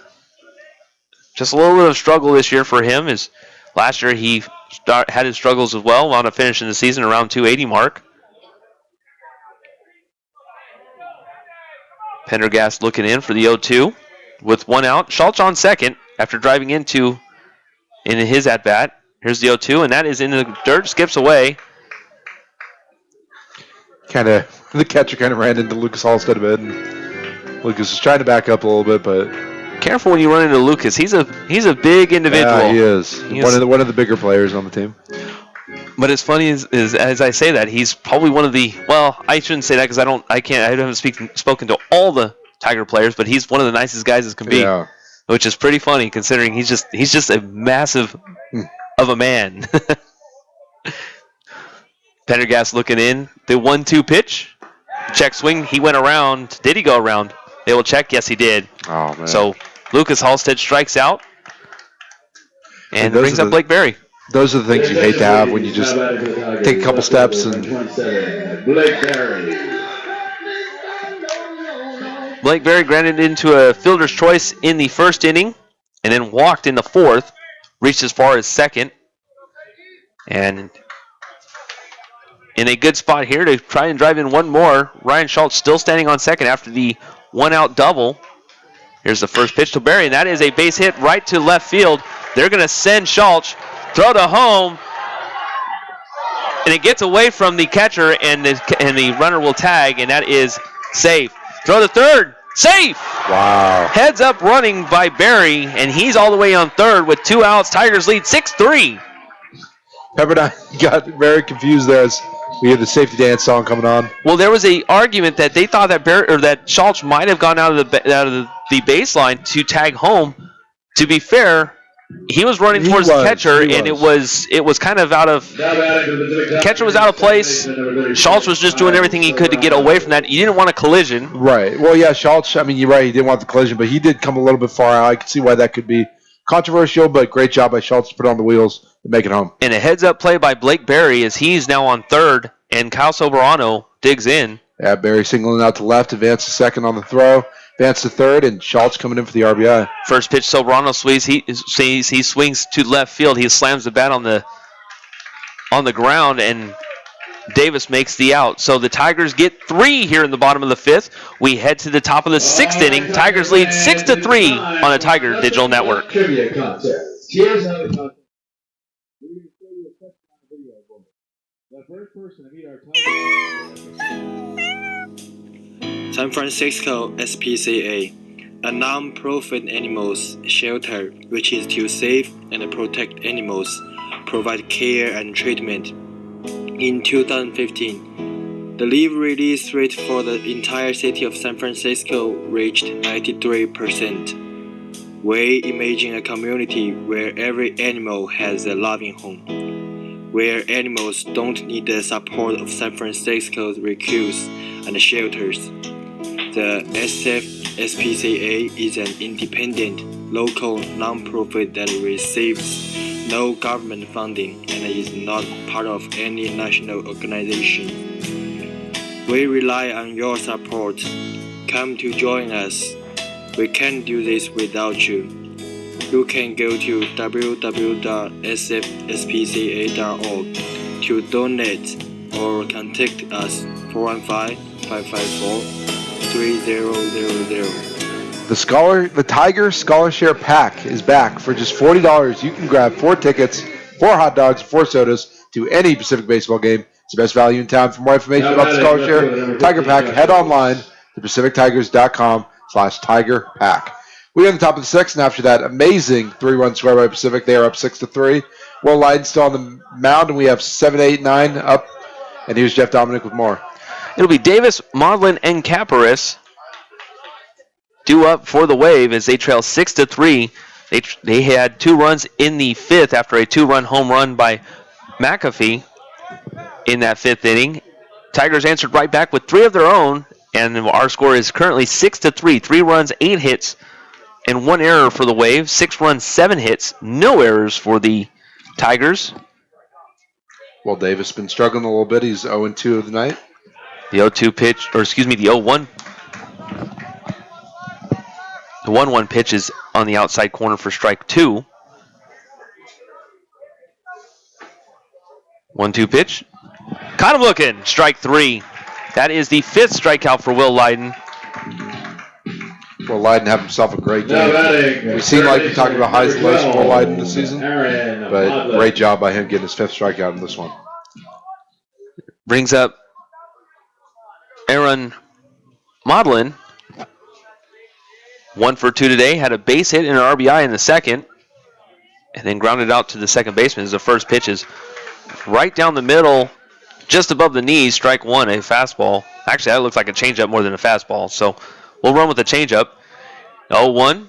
That one's well low. That was a fastball. That goes low for ball 1. So although Pacific obviously has a higher score of runs batted in, the hitting category actually was Pepperdine. They've had 8 hits, Pacific 7. The 1-1 is a fastball for strike 2. Check swing by Maudlin, and now Lyden looking for his 6th strikeout. Here's the 1-2, and that skips, and Lyden kind of stepped away as he was kind of frustrated with that pitch, as he felt like he overthrew that one. So now he'll dig back in to go look at a 2-2 pitch. Lyden is at 100 pitches now. So you could possibly assume that this may be his last inning. There's a couple of Tigers are starting to do a couple little warm-ups over there in the bullpen. A foul back by Maudlin, and it stays 2-2. Pacific scoring their first 3 runs in the first, and then the last 2 they've had in the 5th. 2-2 is up high for ball 3.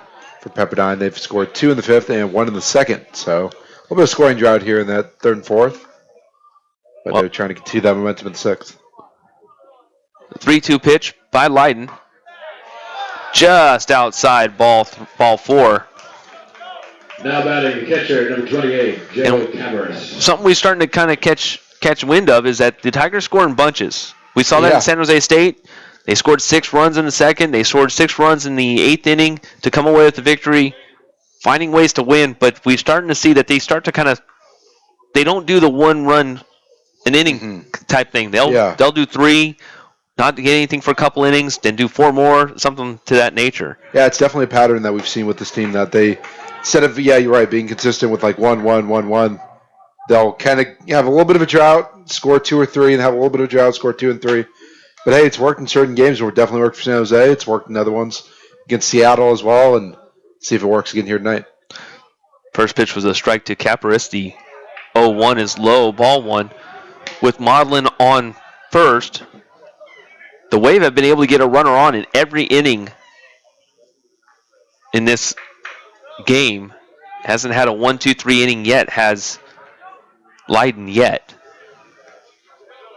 The 1-1.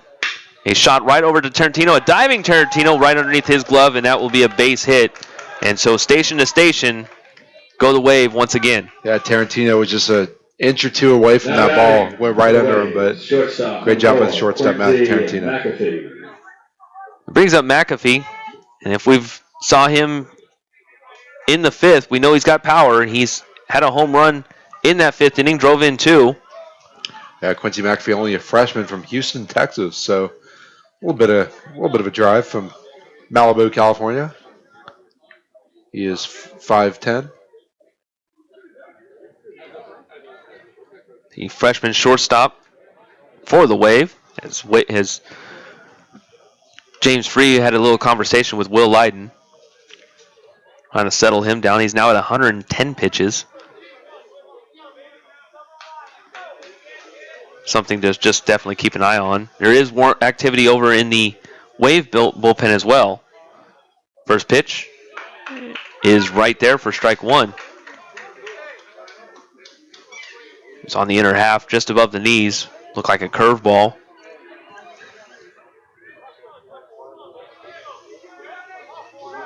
So 1 out, but runners on first and second. Caparis on first and Maudlin at second. That pitch gets away, and the runners will advance. Pass off of that error. Goes to Pepperdine as they have runners. The 2nd and 3rd has Caprius and Maudlin. And obviously, when the top of the batting order, McAfee, Jelilich, and Kassar. Jelilich is on deck should this inning be extended. There's the 1-1, and that is well high. Watch out there for McAfee, getting him off the inner half the plate. Even I kind of winced a little bit. It looked like kind of slid by his face a little bit. And, I mean, we've talked about before, it's always a scary thing to see no matter who the team is. Exactly. When a ball goes flying that direction. So McAfee digging back in. Here's the 2-1 pitch by Leiden. That just goes well outside for ball 3.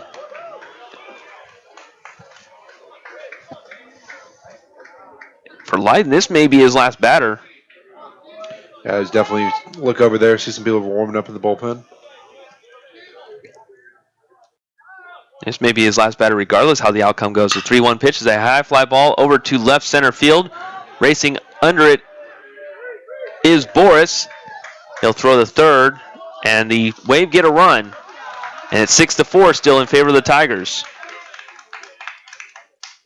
Now batting center field at number 13, Matt Jelilich. It brings up Jelilich. Jelilich 0 for 3 today. And you kind of start to trying to check out the bullpen / also seeing what Coach Mike New may be doing. Looks like he's going to keep him in there. Hopefully he can get out of this inning, which would be about average for Will. He's usually goes 6 innings for the Tigers. The first pitch is a squaring around the bunt. It'll go towards the third base foul side and go to 0-1. Over to head coach Rick Hertensteiner in his second year for the Wave. Wave came in at 11-9 to this game. Tigers are 9-11. First pitch, a swing and a miss to go to 0-2.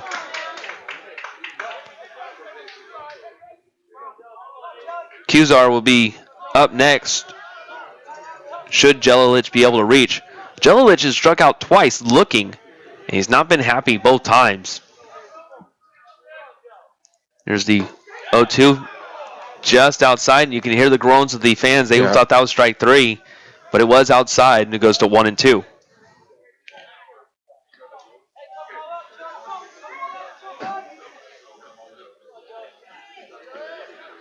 So Leiden in the 6th.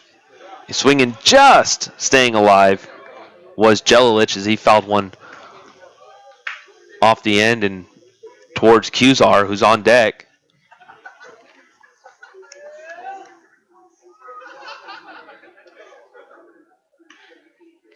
Six to 4 is our score. Tigers lead in the Wave.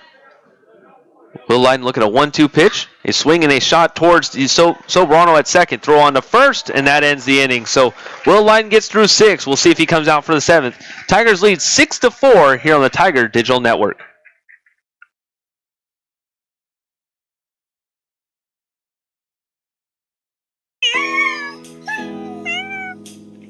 San Francisco SPCA, a non-profit animals shelter which is to save and protect animals, provide care and treatment. In 2015, the leave release rate for the entire city of San Francisco reached 93%. We imagine a community where every animal has a loving home, where animals don't need the support of San Francisco's rescues and shelters. The SFSPCA is an independent, local non-profit that receives no government funding and is not part of any national organization. We rely on your support. Come to join us. We can't do this without you. You can go to www.sfspca.org to donate or contact us 415-554-3000. Lincoln Center is Stockton's premier shopping and dining destination. Enjoy boutique shopping in our award-winning restaurants and family-friendly atmosphere.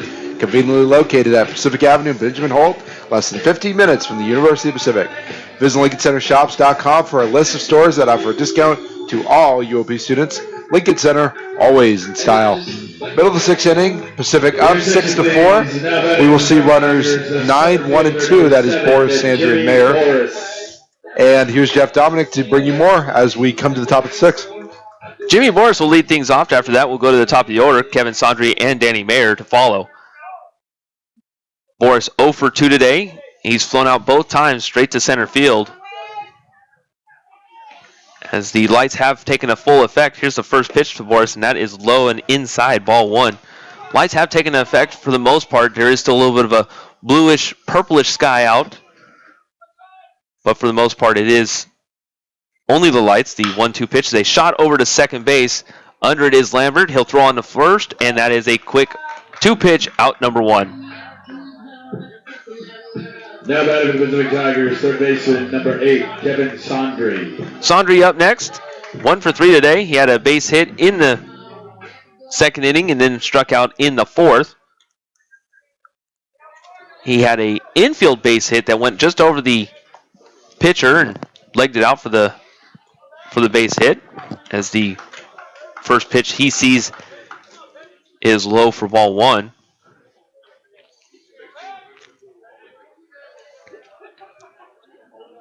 The 1-0, and that's fouled back, and the fans kind of ducked out of the way a little bit. Is that I've seen baseballs go through those nettings, so yeah, they did a good job of getting away.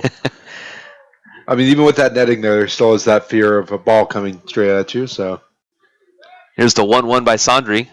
That one's inside, ball 2. So Pendergast so far, 2 1/3, 3 runs, 3 hits. Those runs being earned. He struck out 2 and given up a double to the Tigers. Here's the 2-1, and that is chopped foul behind home plate, and it'll stay 2-2.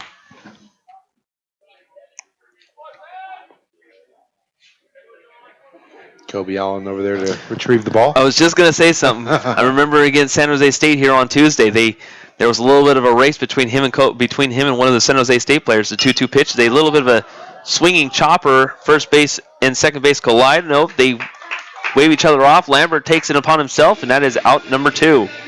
Now batting for the Pacific Tigers, right fielder, number 34, Gotta bring up Danny Mayer. I gotta say, probably out of all the intro music, I think he's one of my favorite. I like his style.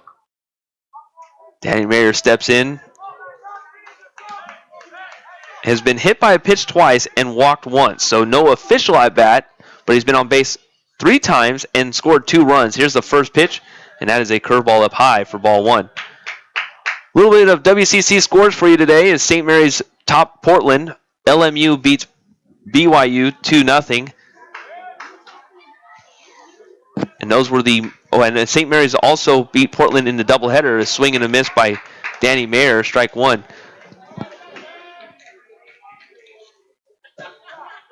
That is so far the most up-to-date scores we have for you today. We'll keep you updated as we kind of see more through the West Coast Conference play. A 1-1 pitch down the left field. It's high. It is going to go right to center field as Jelilich tracked it down. That was in the gap. And that is the end of the inning. So we head to the top of the 7th. Tigers lead 6-4 here on the Tiger Digital Network. Join us tomorrow for the conclusion of this series at 1 p.m. Plus, it's Mark in the ballpark. Hey, John Mark. Hey, what's up, Jeff? Hey, man, you like basketball? I love It doesn't matter what you like. The fact of the matter is that you need to get yourself to Jansen Longoria Gym.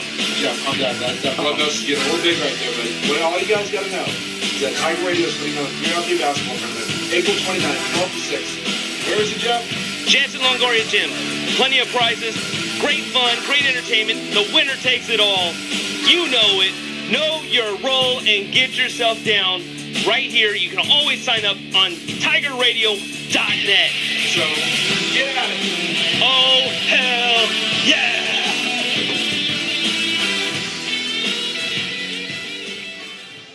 Wingstop is the official partner of Pacific Athletics. Skip the wait and order online at wingstop.com.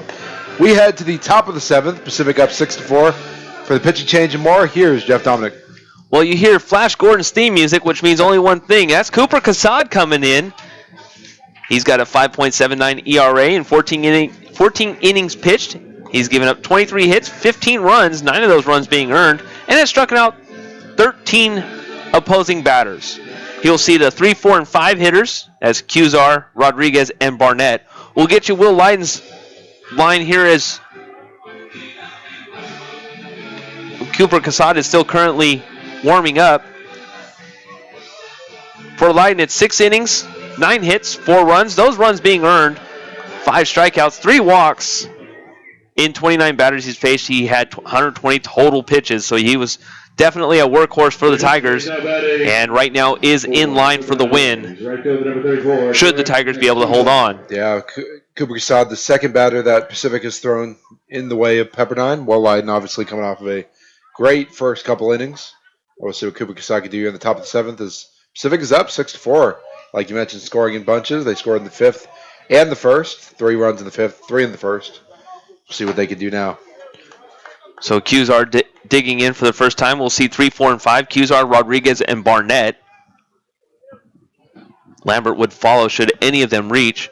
Here's the first pitch by Casad, and that's low for ball 1. Cooper Casad is a junior from Petaluma, California, also a College of the Marin transfer. The 1-0 is also outside and low, ball 2. Also want to give a little NCAA scoring update in the March Madness. Kansas currently down 53-64. The 2-0 is a shot towards center field. Racing after it is Boris. He'll look up and make a run on the catch for out number 1. Nice catch there by Jimmy Boris.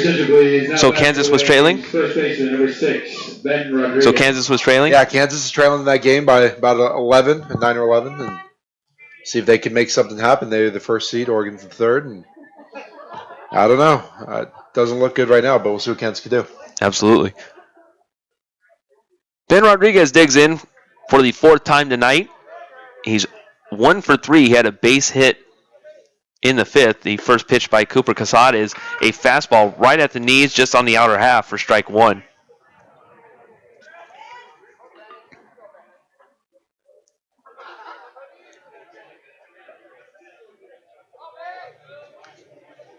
The 0-1, a high fly ball. It's a pop-up towards second base. Soberano calling everyone off. He'll make the catch, and that's out number 2. So the Tigers looking to get a 1-2-3 inning. This would be the first 1-2-3 inning of this game.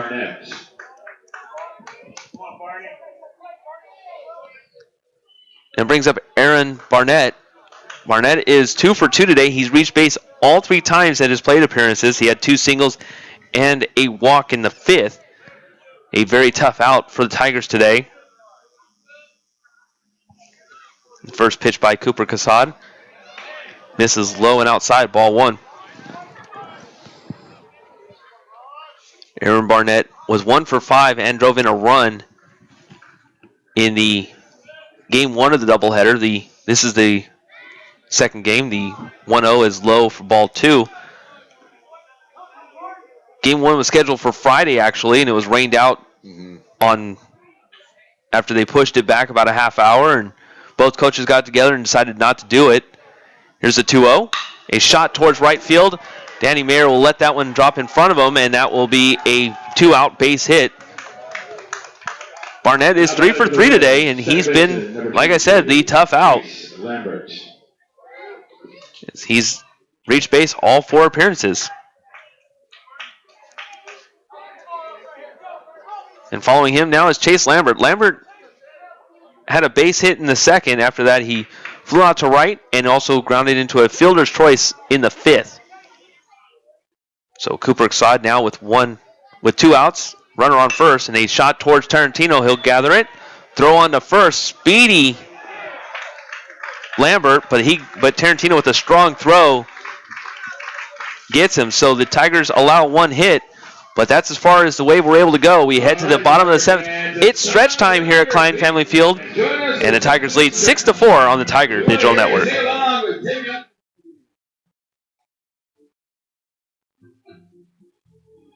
She's 16 years old, but she looks like she's 25, wearing a tight dress she'll rip off in a shady motel room. She thought this was the life she wanted. She got the money, the clothes, the attention from her pimp, but she also can't imagine living without prostitution. She doesn't think she's a victim. She thinks she's in control, but she can't leave. When she's no longer the sexy little girl they want, she may only see one way out. This girl lived here in Stockton. She's one of thousands of girls in the city who has been sex trafficked but doesn't see herself as a victim. Call the local Stockton Human Trafficking Hotline to report any tips at 209-948-1911. If you see anything, say something. You will be saving a life.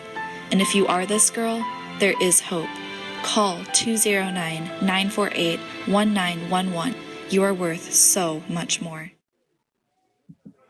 We head to the bottom of the 7th inning here at Klein Family Field. Jeff Dominic along with Mark Walsh. Excuse me, we just talked about Mark Walsh. Is John Mark Vaness with me? I did the same thing. I was on call with Mark a little bit for the 1st inning, and I called Mark Jeff. So oh, perfect. I did the same thing. Let's see what we're used to here. We're used to that kind of rotation. But anyways, yeah. Jeff Dominic along with John Mark Vaness, thank you all very much for joining us here at Klein Family Field. As we'll see the 3, 4, and 5 hitters for the Tigers, Tarantino, Free, and Schultz.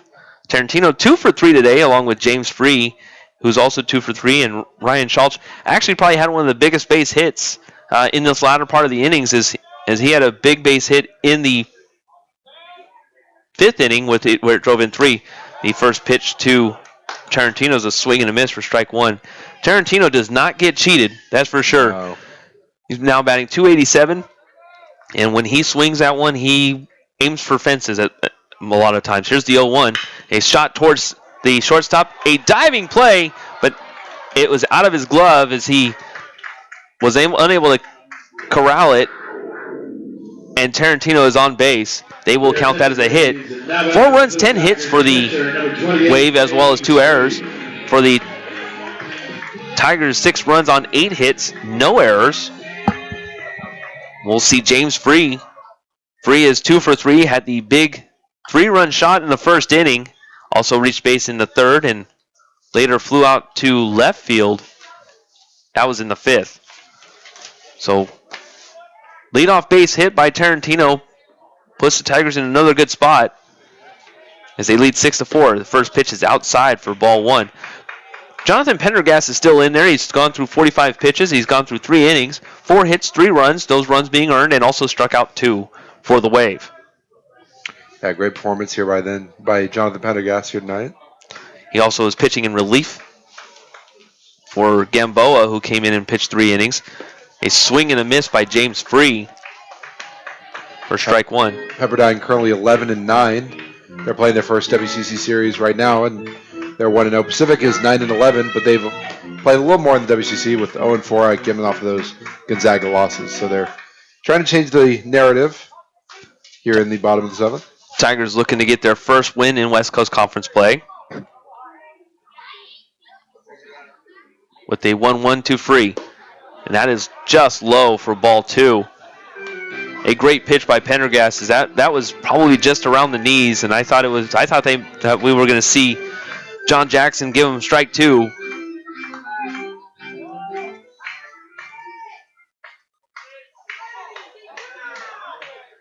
James Free looking at a 2-1 pitch.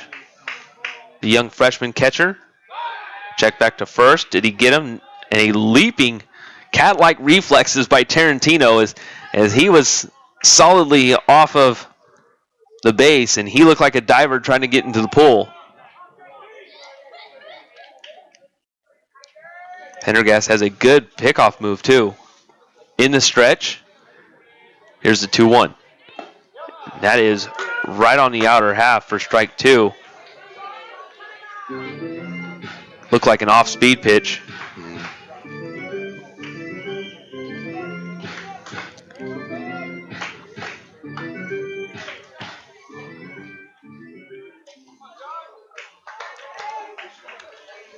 So Pendergast checking the runner back at first. That's Tarantino. He had a base hit. That pitch is down low and in the dirt. Skips away from Caparis just a little bit. But Tarantino already on his way back to first.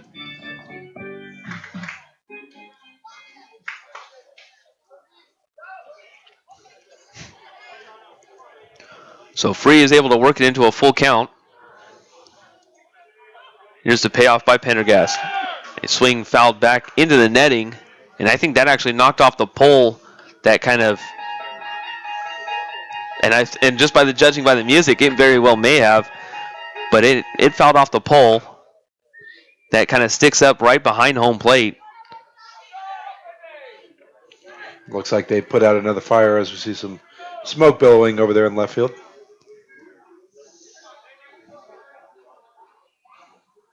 So here's the payoff once again by Pendergast as he looks in. He deals. Runner goes.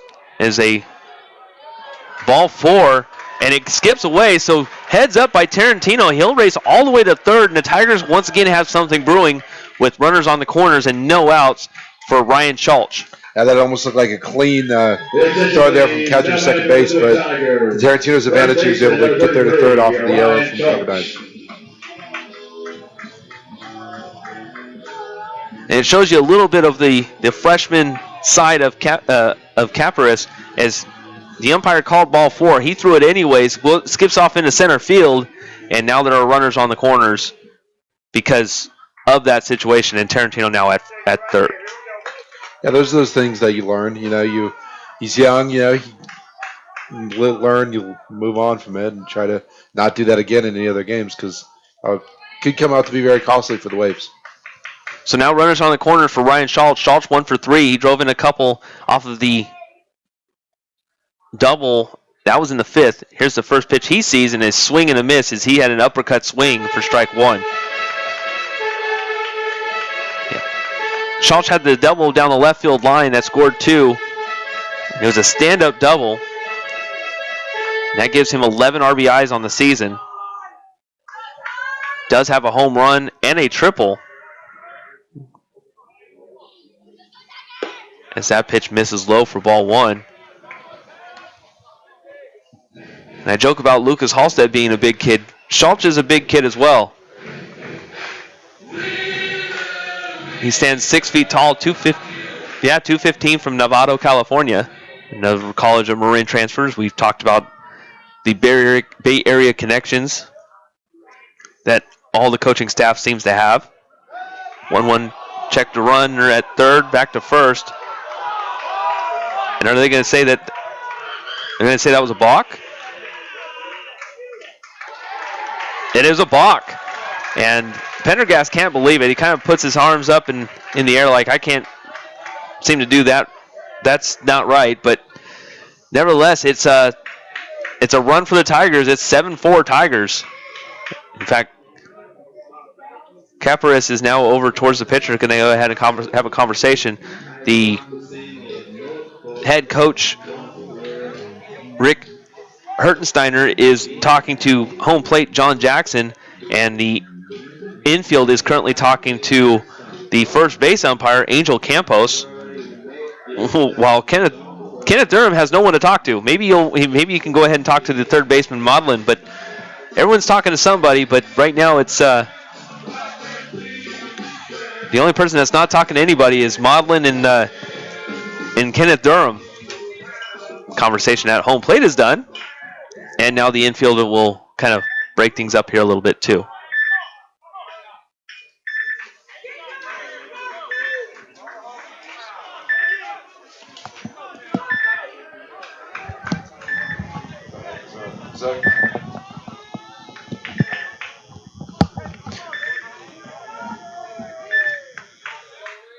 That's Mark's phone. There's Mark's phone. So we found Mark's phone. Congratulations, everyone. Here's the 1-1 pitch, and that is up high for ball 2.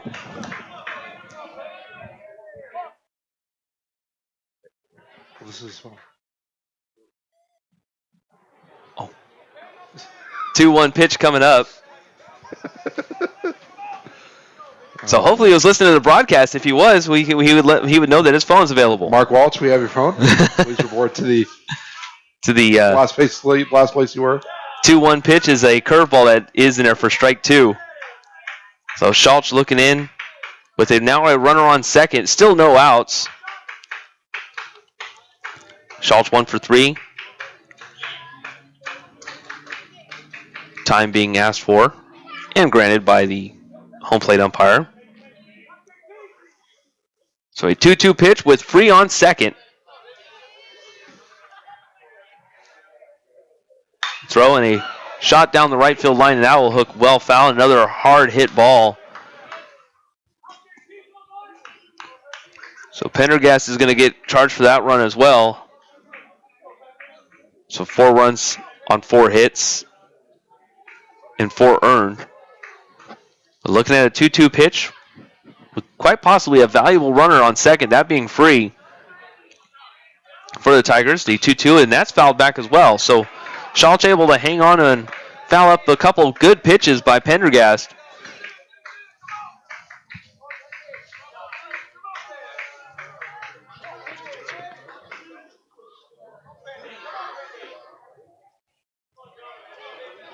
Still no outs. 2-2 pitch coming up by Pendergast with Free on second. And that is inside. Caught Schultz looking, and that is out number 1. An inside pitch that just didn't miss. It was a fastball right on the inner corner, just above the knees. And that puts Schultz down and brings up another threat that the Tigers want to get hot, and that's Lucas Halstead. Halstead 0 for 3 today. He struck out twice. Reached on an error in the first. But that's been his day so far here this evening. Here's the first pitch, and that is low for ball one. The sun is all but gone. There is a little bit of a blue sky behind us towards the right side, right field line. The wind is dead to going absolutely nowhere, and the lights have taken full effect. So a 1-0 pitch to Halstead, and that is in the dirt, skips away, and the second time that Lucas Halstead and Caparis have met up close and personal.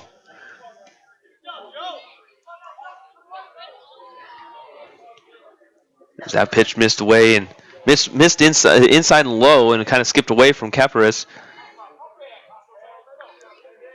So Jonathan Pendergast looks the runner at second, deals to Halstead. That is outside, ball 3.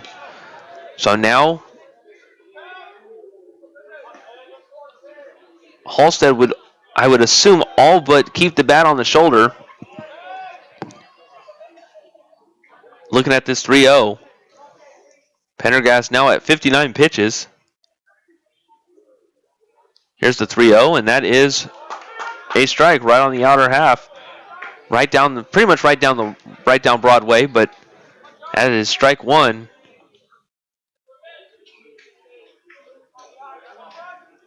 The Wave are kind of allowing him to have a really wide gap in between first and second, and are expecting Halstead to pull, as that 3-1 is just above the knees, a fastball for strike 2. There is still a little bit of a gap in between second and third, but they are expecting Halstead to pull. Left fielder is fairly far back. The rest of the outfield, the entire outfield, is played straight away. Here's the 3-2, a swing and a miss, or that's actually just fouled back. Lucky for Lucas Halstead, I did not see the ball drop, but Halstead gets another opportunity here at 3-2. 3-2 count for Lucas Halstead.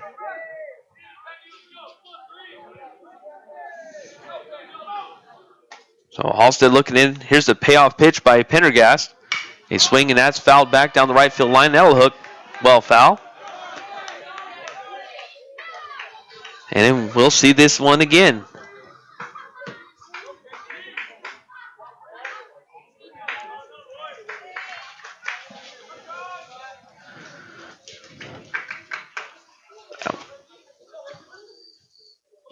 So a 3-2 pitch, once again by Pendergast. A swing, and that goes in the dirt. They'll throw it to first for out number 2.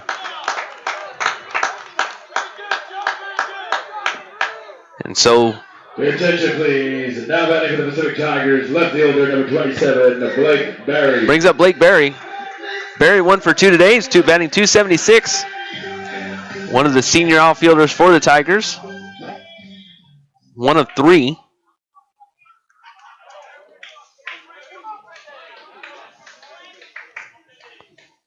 Soberano on deck with 2 outs. Free still standing on second. Here's the first pitch of Berry. A fly ball down the right field line. That will hook and just land foul. And I was watching for Cusar. He was giving it one heck of a run. It was just a long strike 1.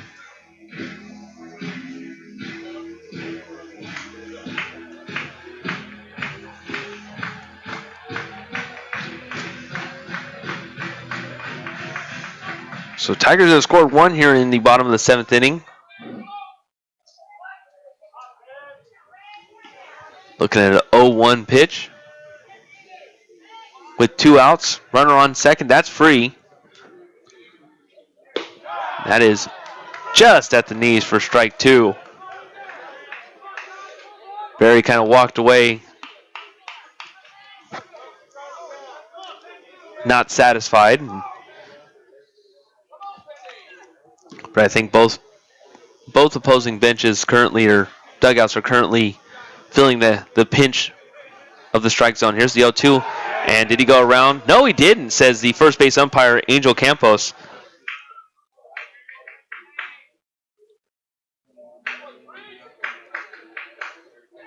So we'll line it up again with a 1-2 pitch.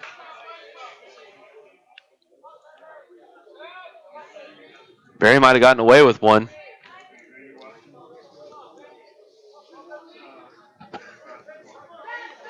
So Pendergast looks in. Here's the 1-2, and that's high for ball 2.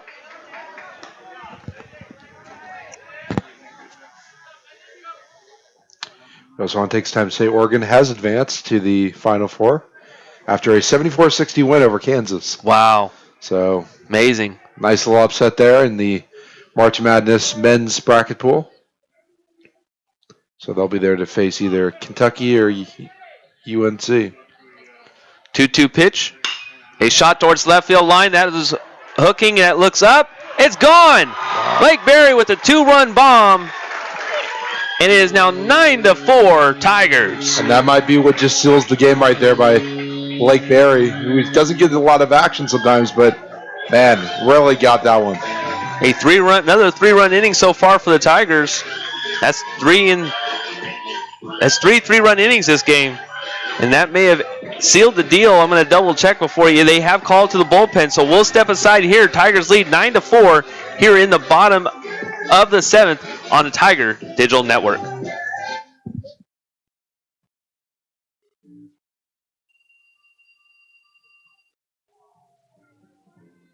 Statistics show that there are more than 500,000 homeless people in the United States. 500,000 who will not have a roof over their heads, not have a warm bed to fall asleep in, and not know where their next meal will come from. Over 2,000 of them live in our backyard of the greater Stockton area in San Joaquin County. Few are aware of their struggles. The Pi Kappa Alpha fraternity at the University of the Pacific and Stockton Mayor Michael Tubbs will be holding a homelessness awareness event from April 12th through the 14th. During this time, the men of Pike will be experiencing the life of a homeless person by sleeping outdoors, only receiving food by donation, and raising money for local shelters and food banks. Mayor Tubbs will be speaking to the school and addressing this issue of homelessness in Stockton. Donations can be made to Pike's Hit of Reality through check, cash, and card. Every dollar raised will go back into your Stockton community so that someone will know that they won't be falling asleep hungry tonight. This message is brought to you by the Pi Kappa Alpha fraternity, Kappa Nu Chapter, and Pacific Tiger Radio. Hey, John Mark. Hey, what's up, Jeff? Hey, man, you like basketball? I love it doesn't matter what you like. The fact of the matter is that you need to get yourself to Jansen Longoria Gym. Jeff, calm down. That club notes is getting a little big right there, buddy. What all you guys got to know is that Tiger Radio is putting on a 3-on-3 basketball tournament, April 29th, 12 to 6. Where is it, Jeff? Jansen Longoria Gym. Plenty of prizes, great fun, great entertainment. The winner takes it all. You know it. Know your role and get yourself down. Right here, you can always sign up on TigerRadio.net. So, get at it. Oh, hell yeah! Thousands of cats and dogs each year are housed in animal shelters.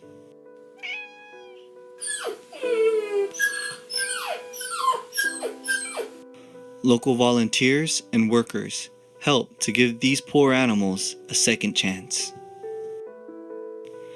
But they can't do it alone.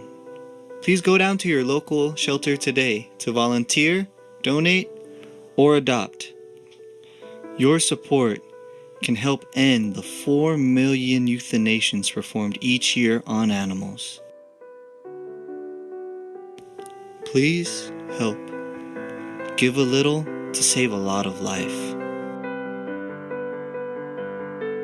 For more information, visit us at www.humanesociety.org. Kyle Soberano is coming up for the in 2015 Tigers here as they lead 9-4 here at Klein Family Field. Jeff Dominic along with John Mark Vaness. Thank you all very much for joining us here. We'll get you the pitching change here in just a moment. First pitch by Kyle Soberano is a fly ball down the left field line. Looking up is the third baseman Maudlin. He will make the play, and that is the inning. So after that, it was Austin Gill who just checked in for the Wave, and we will head back to the top of the 8th inning. So quick one pitch, one out by Soberano, and Tigers lead 9-4 here on the Tiger Digital Network. With your very own sweet catered by Michael's Pizza or Eric Easy E. Wright, Irvin Magic Johnson.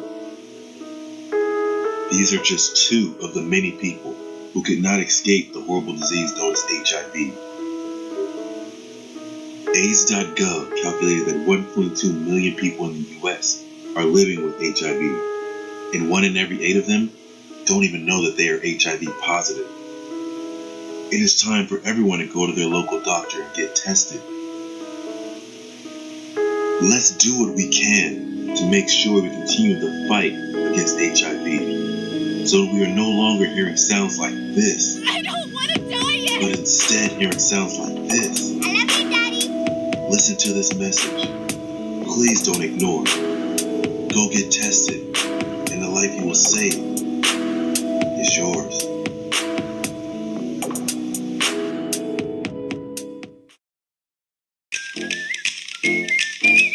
Hey, John Mark. Hey, what's up, Jeff? Hey, man, you like basketball? I love It doesn't matter what you like. The fact of the matter is that you need to get yourself to Jansen Longoria Gym. Jeff, calm down. That prognosis is getting a little big right there, buddy. What all you guys got to know is that Tiger Radio is putting on a 3-on-3 basketball tournament, April 29th, 12 to 6. Where is it, Jeff? Jansen Longoria Gym. Plenty of prizes, great fun, great entertainment. The winner takes it all. You know it. Know your role and get yourself down. Right here, you can always sign up on TigerRadio.net. So, get at it. Oh, hell yeah!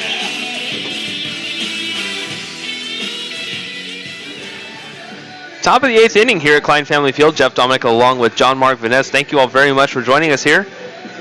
Miles Haddad is now the new pitcher for the Tigers. A senior with a 3.37 ERA in 10 2/3 innings he's pitched. Giving up 15 hits, 7 runs, 4 of those runs being earned, and has also struck out 6 and walked 5 for the Tigers. Another defensive change as well. Keaton Glover is now in center field. Blake Berry is in left, and Danny Mayer is still in right. The infield is still the same. Third base, Sondri. Tarantino still at short. Soberano second. First base is Schultz, and Free is still behind the plate calling the pitches for the pitcher. Miles Haddad has been in 8 appearances this year. He's a senior, Burbank, California. A little shorter for a pitcher, 5'8", but still very effective. Let's see if he can close out tonight. He's the third pitcher we've seen tonight for Pacific. First pitch he sees, throws to Davis is a strike right there on the, pretty much right about the midway through, right about thigh high. Haddad, more of a sidearm pitcher. Here's the 0-1. And there's a shot towards Soberano, a hot shot, and Soberano gloves it nicely. Throw on to first, and that's out number 1. Haddad, a sidearm kind of pitcher. There's that to please. Now better to the way. Also, we want to mention Mark Walsh got his phone back. So yeah. If anyone was curious. It was under a computer, so no worries there. Hey, I'll take full blame for that one. I moved it over so that way we can get on the other parts of our network. And turned out okay in the end. As Miles Haddad is up, top of the 8th. 9-4, 1 out. First pitch is low for ball 1.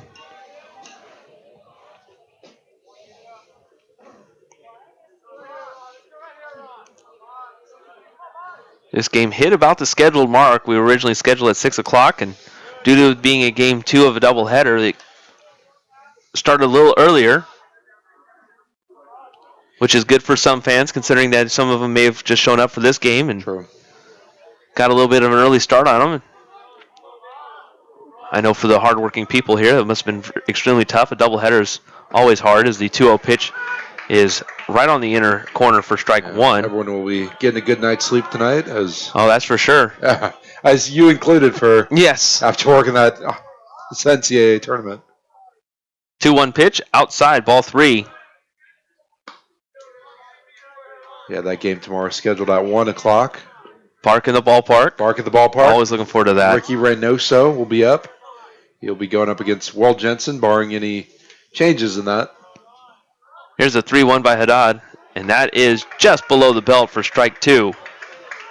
Maudlin coming in today for this game 1 for 2. He's reached base 2 times today. He had a base hit in the 2nd and walked in the 5th. The 6th came around ready to score. So here's a 3-2 and a shot lookout. That was hit hard as well. A line driver down the right field line, actually behind the dugout of the Wave. We've seen a lot of hard hit line driving foul balls today, so hopefully no injuries have occurred and everyone's staying safe. Pay attention to all foul balls. Here's a 3-2 pitch right up the middle. Soberano, it hits the mound, so Soberano has to make a hard throw. Does he get there? Yes, he did. Wow. Great job by Soberano to catch that, leap up, and throw it. And he is just coming into a great player for Pacific. Before we get to this next batter, let's stop. 10 seconds for station identification here on the Tiger Digital Network. You're listening to Tiger Radio. The pulse of Pacific. Haddad now starting to get on the toe of the rubber as he will face the number 9 batter. That's Joe Caparis. Caparis today, he's 2 for 3. First pitch he sees is a fly ball down the right field line. Schultz giving a run. It will just be out of his reach of his glove to land foul. 2 outs here in the top of the 8th. Tigers looking to get their first 1-2-3 inning of the night. I think I've said that twice now, and both times something has happened where there's been a base hit or a walk. You know, we always talk about baseball superstitious, so you never know if something you say is going to have the opposite effect. It's the broadcaster jinx, I think. Oh, man. So Haddad in the stretch, the senior reliever with the 0-1, a fastball right at the knees for strike 2.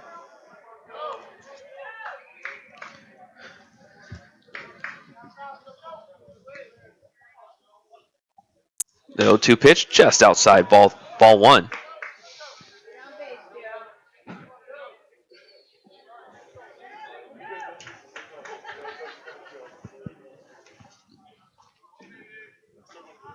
The 1-2. Caught him looking, strike 3. So we head to the bottom of the 8th inning. Tigers lead 9-4 here on the Tiger Digital Network. Statistics show that there are more than 500,000 homeless people in the United States. 500,000 who will not have a roof over their heads, not have a warm bed to fall asleep in, and not know where their next meal will come from. Over 2,000 of them live in our backyard of the greater Stockton area in San Joaquin County. Few are aware of their struggles. The Pi Kappa Alpha fraternity at the University of the Pacific and Stockton Mayor Michael Tubbs will be holding a homelessness awareness event from April 12th through the 14th. During this time, the men of Pike will be experiencing the life of a homeless person by sleeping outdoors, only receiving food by donation, and raising money for local shelters and food banks. Mayor Tubbs will be speaking to the school and addressing this issue of homelessness in Stockton. Donations can be made to Pike's Hit of Reality through check, cash, and card. Every dollar raised will go back into your Stockton community so that someone will know that they won't be falling asleep hungry tonight. This message is brought to you by the Pi Kappa Alpha fraternity, Kappa Nu chapter, and Pacific Tiger Radio. We head to the bottom of the 8th inning here at Klein Family Field. West Coast Conference play for you between the University of Pacific Tigers and the Pepperdine Wave. Game 2 of a doubleheader as well.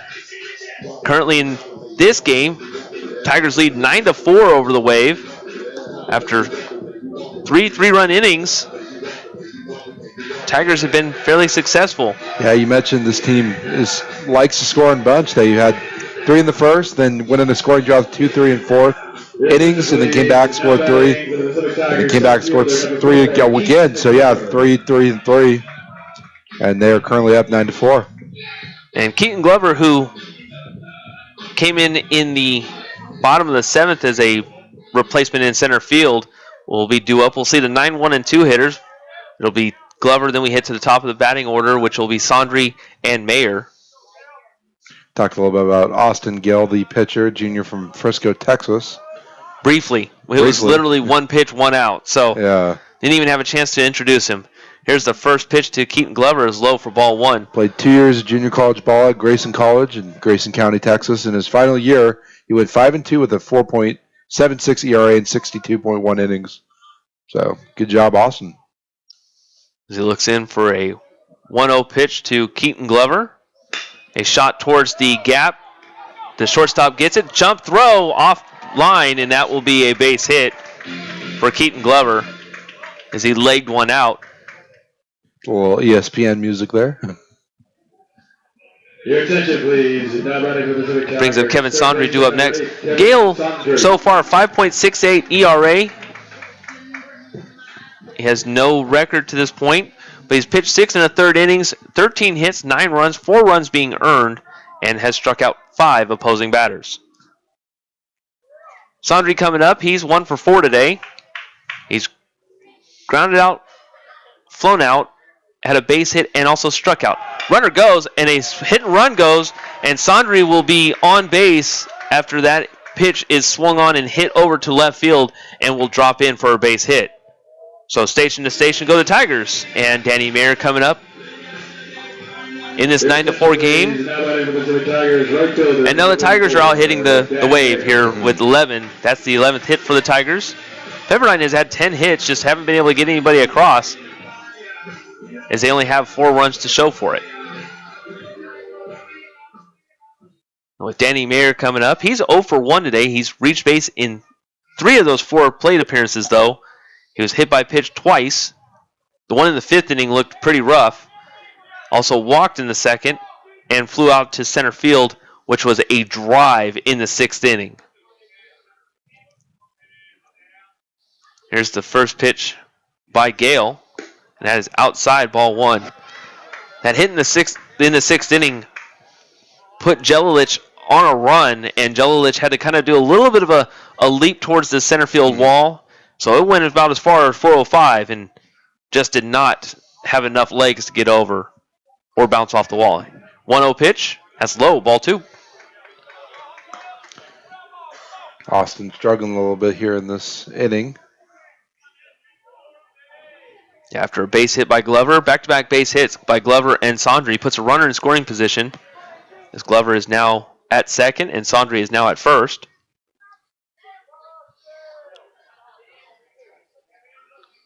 Check back to runner at 2nd. Here's the 2-0. And a high fly ball down the left field line.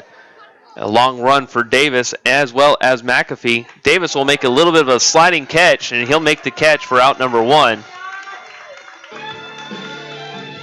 Attention, please. Now batting for the Pacific Tigers, the shortstop, number 10, Matt Tarantino.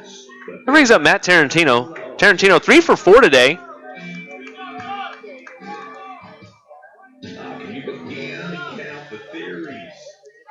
He's actually scored each time he's reached base. Had a base hit in the 1st. Was driven in by James Free after the home run. Had a base hit in the 5th.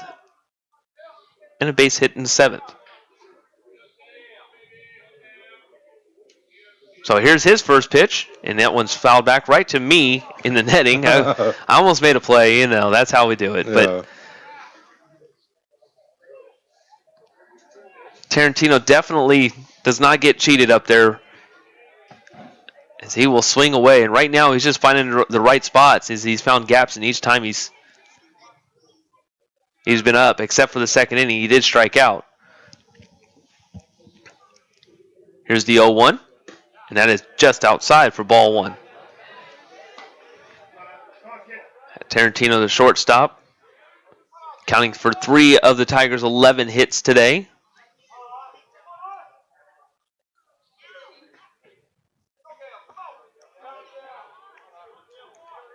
Here's the 1-1. And that is fouled back behind us once again to go to 1-2. So 1 out here in the bottom of the 8th inning. Tigers were able to get back-to-back leadoff base hits. Glover's at 2nd. Sondry at 1st with Tarantino up. Mayer flew out to left field.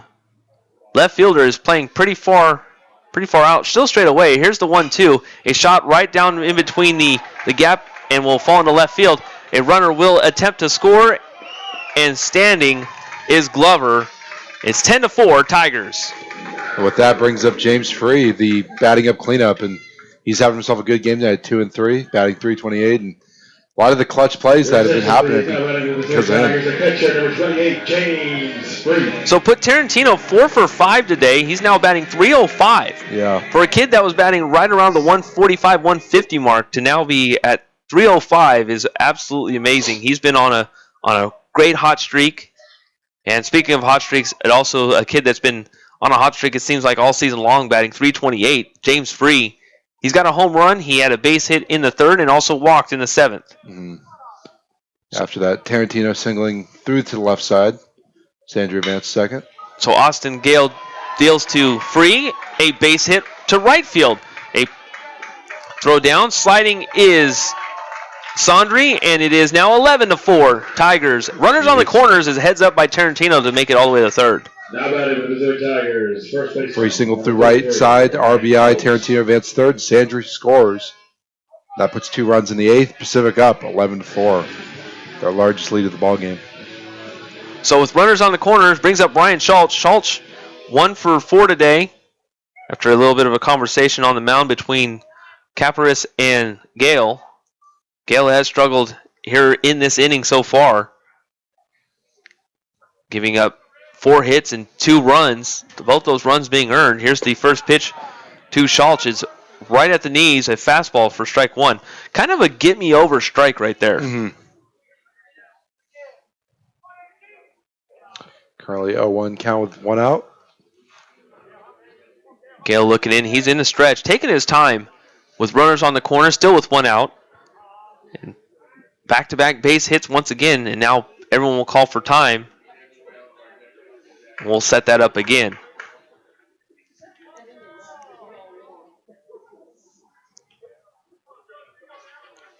So now back to runners on the corners. First pitch, a swing and a miss. In the dirt it goes, but both runners will stay put. Schultz obliged greatly, and it is now 0-2. Up after him will be Lucas Halstead.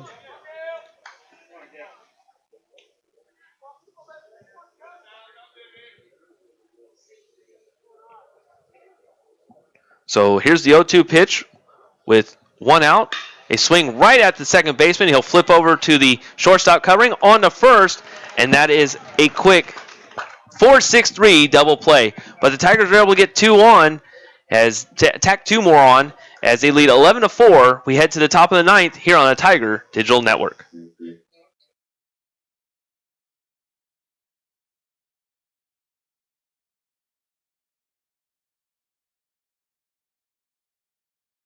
Statistics show that there are more than 500,000 homeless people in the United States. 500,000 who will not have a roof over their heads, not have a warm bed to fall asleep in, and not know where their next meal will come from. Over 2,000 of them live in our backyard of the greater Stockton area in San Joaquin County.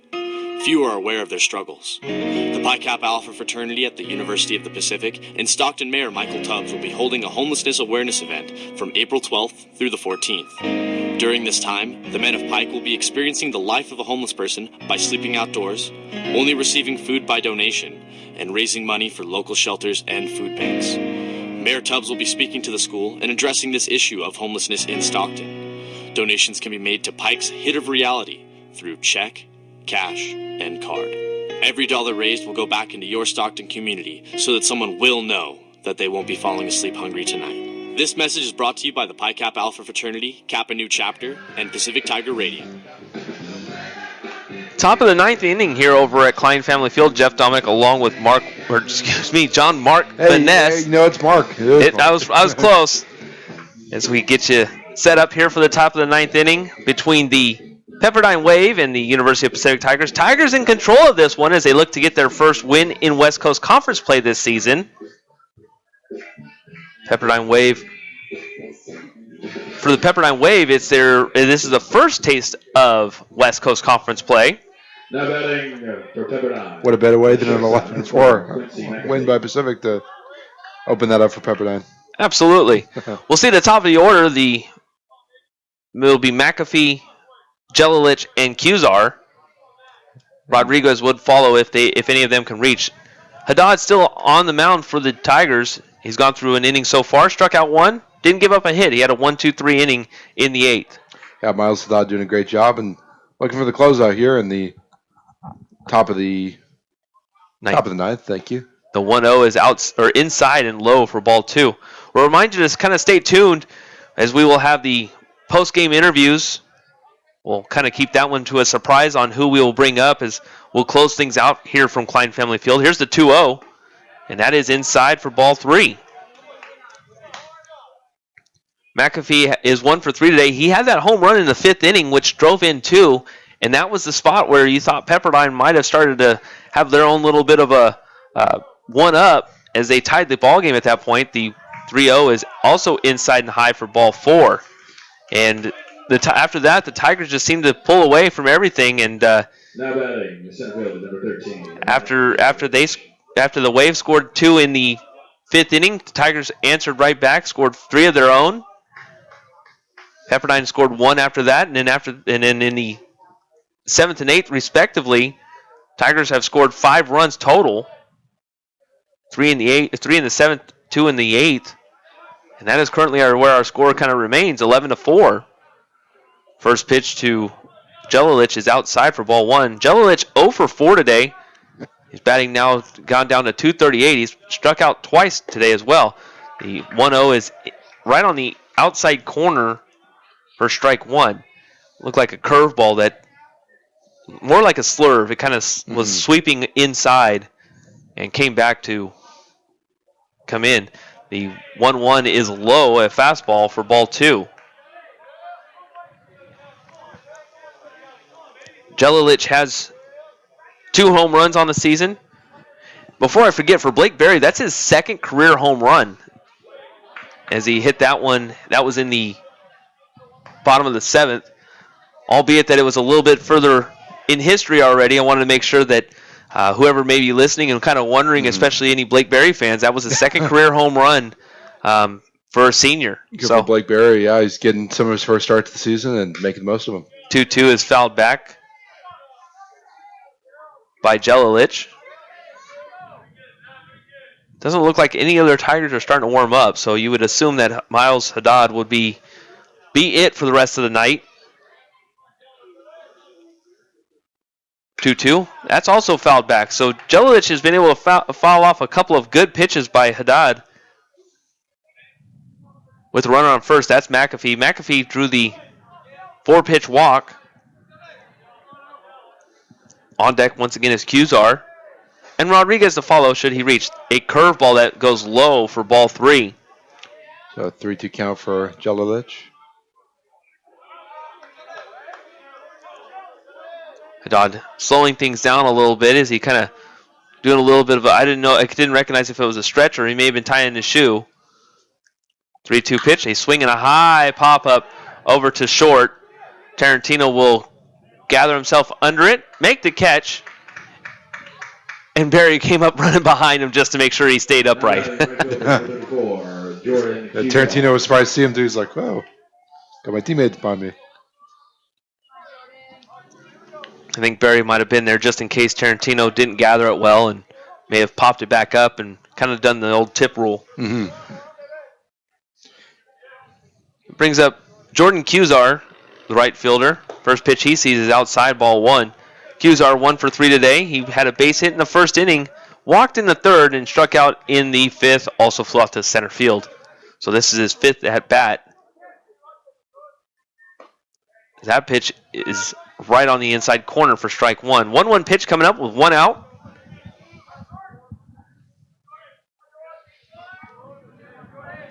Jordan looking to Cusar extending this inning. Here's the pitch, and that is right up the gap in between 2nd and 3rd, just underneath Tarantino's glove. And that will be a base hit. So runners on 1st and 2nd after a 1-out base hit by Cusar. With that, we'll bring up Rodriguez, right-handed batter, 1 of 4 tonight. Rodriguez batting .267, had the base hit in the 5th inning. That was off into left center field. He also flew out to second base, popped out to second base in the 7th, and also had 2 ground outs. Batting .267, has 2 home runs on the season. With 1 out here, runners on first and second. McAfee's at second. Cusar at first. And here's the first pitch.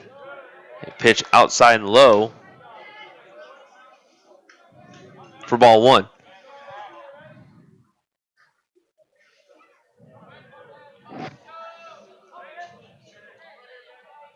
(11-4) is our score here. Tigers leading. Here's the pitch. That goes right up the gap as well. The stop sign is on by the head coach and third base coach at the same time. And there are now bases loaded for Miles Haddad.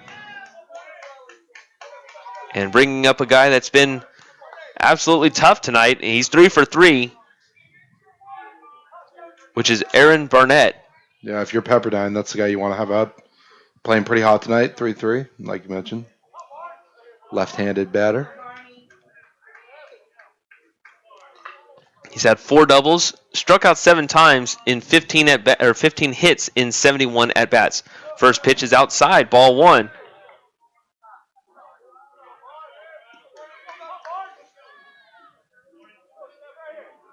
Haddad has been laboring a little bit over this last couple of batters after walking McAfee. Here's the 1-0, and that is low as well for ball 2. He walked McAfee, was able to get out Jelilich. And now after a couple of base hits, he's looking at a 2-0 pitch. A high fly ball over to center field. That will be Glover under it. He'll make the catch. He'll charge in and allow the run to score. McAfee scores, and it is 11-5. Tigers still lead, with still runners on first and second. Cusar's at second, Rodriguez at first, but the Wave are down to their last out. Well, they're trying to make a little bit of noise here and try not to get too blown out, as they have runners, like you mentioned, on first and second.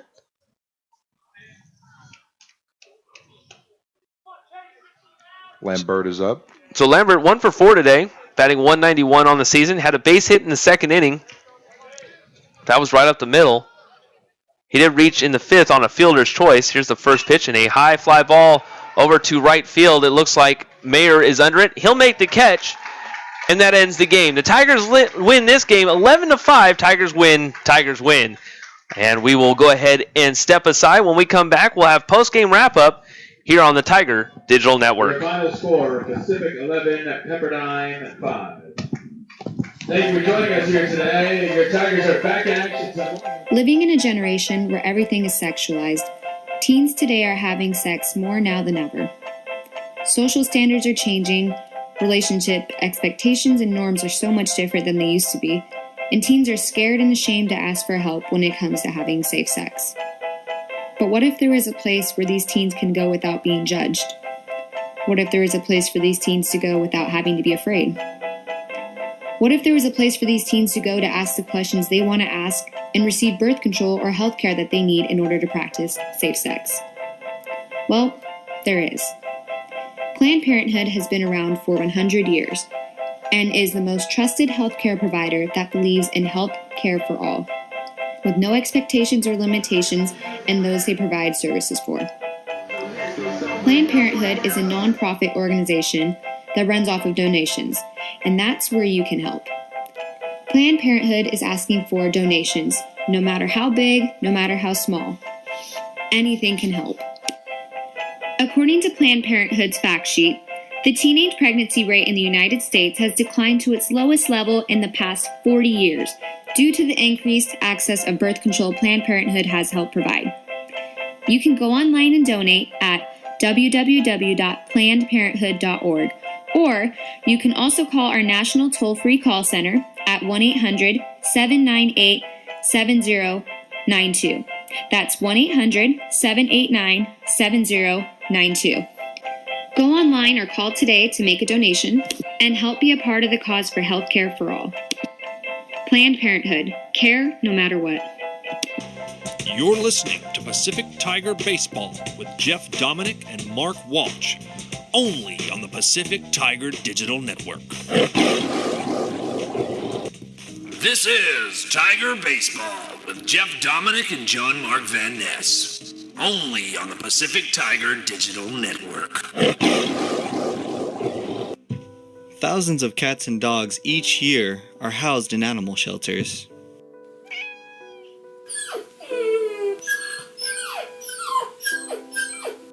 Local volunteers and workers help to give these poor animals a second chance.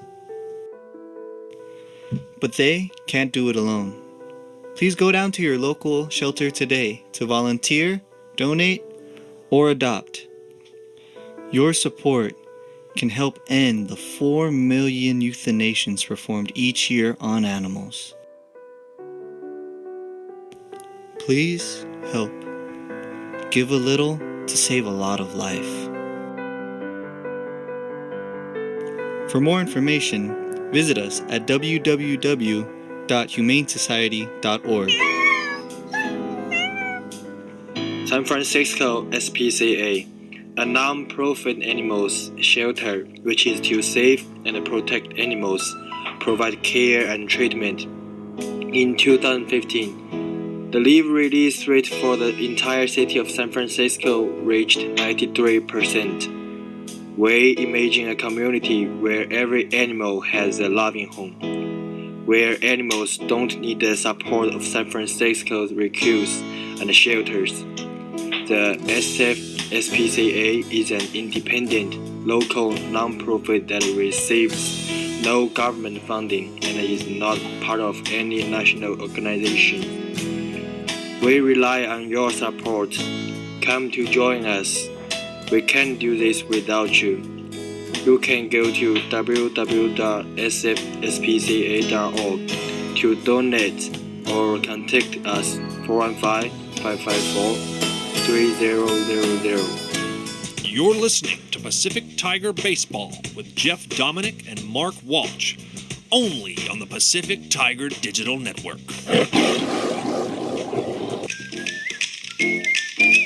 Hey, John Mark. Hey, what's up, Jeff?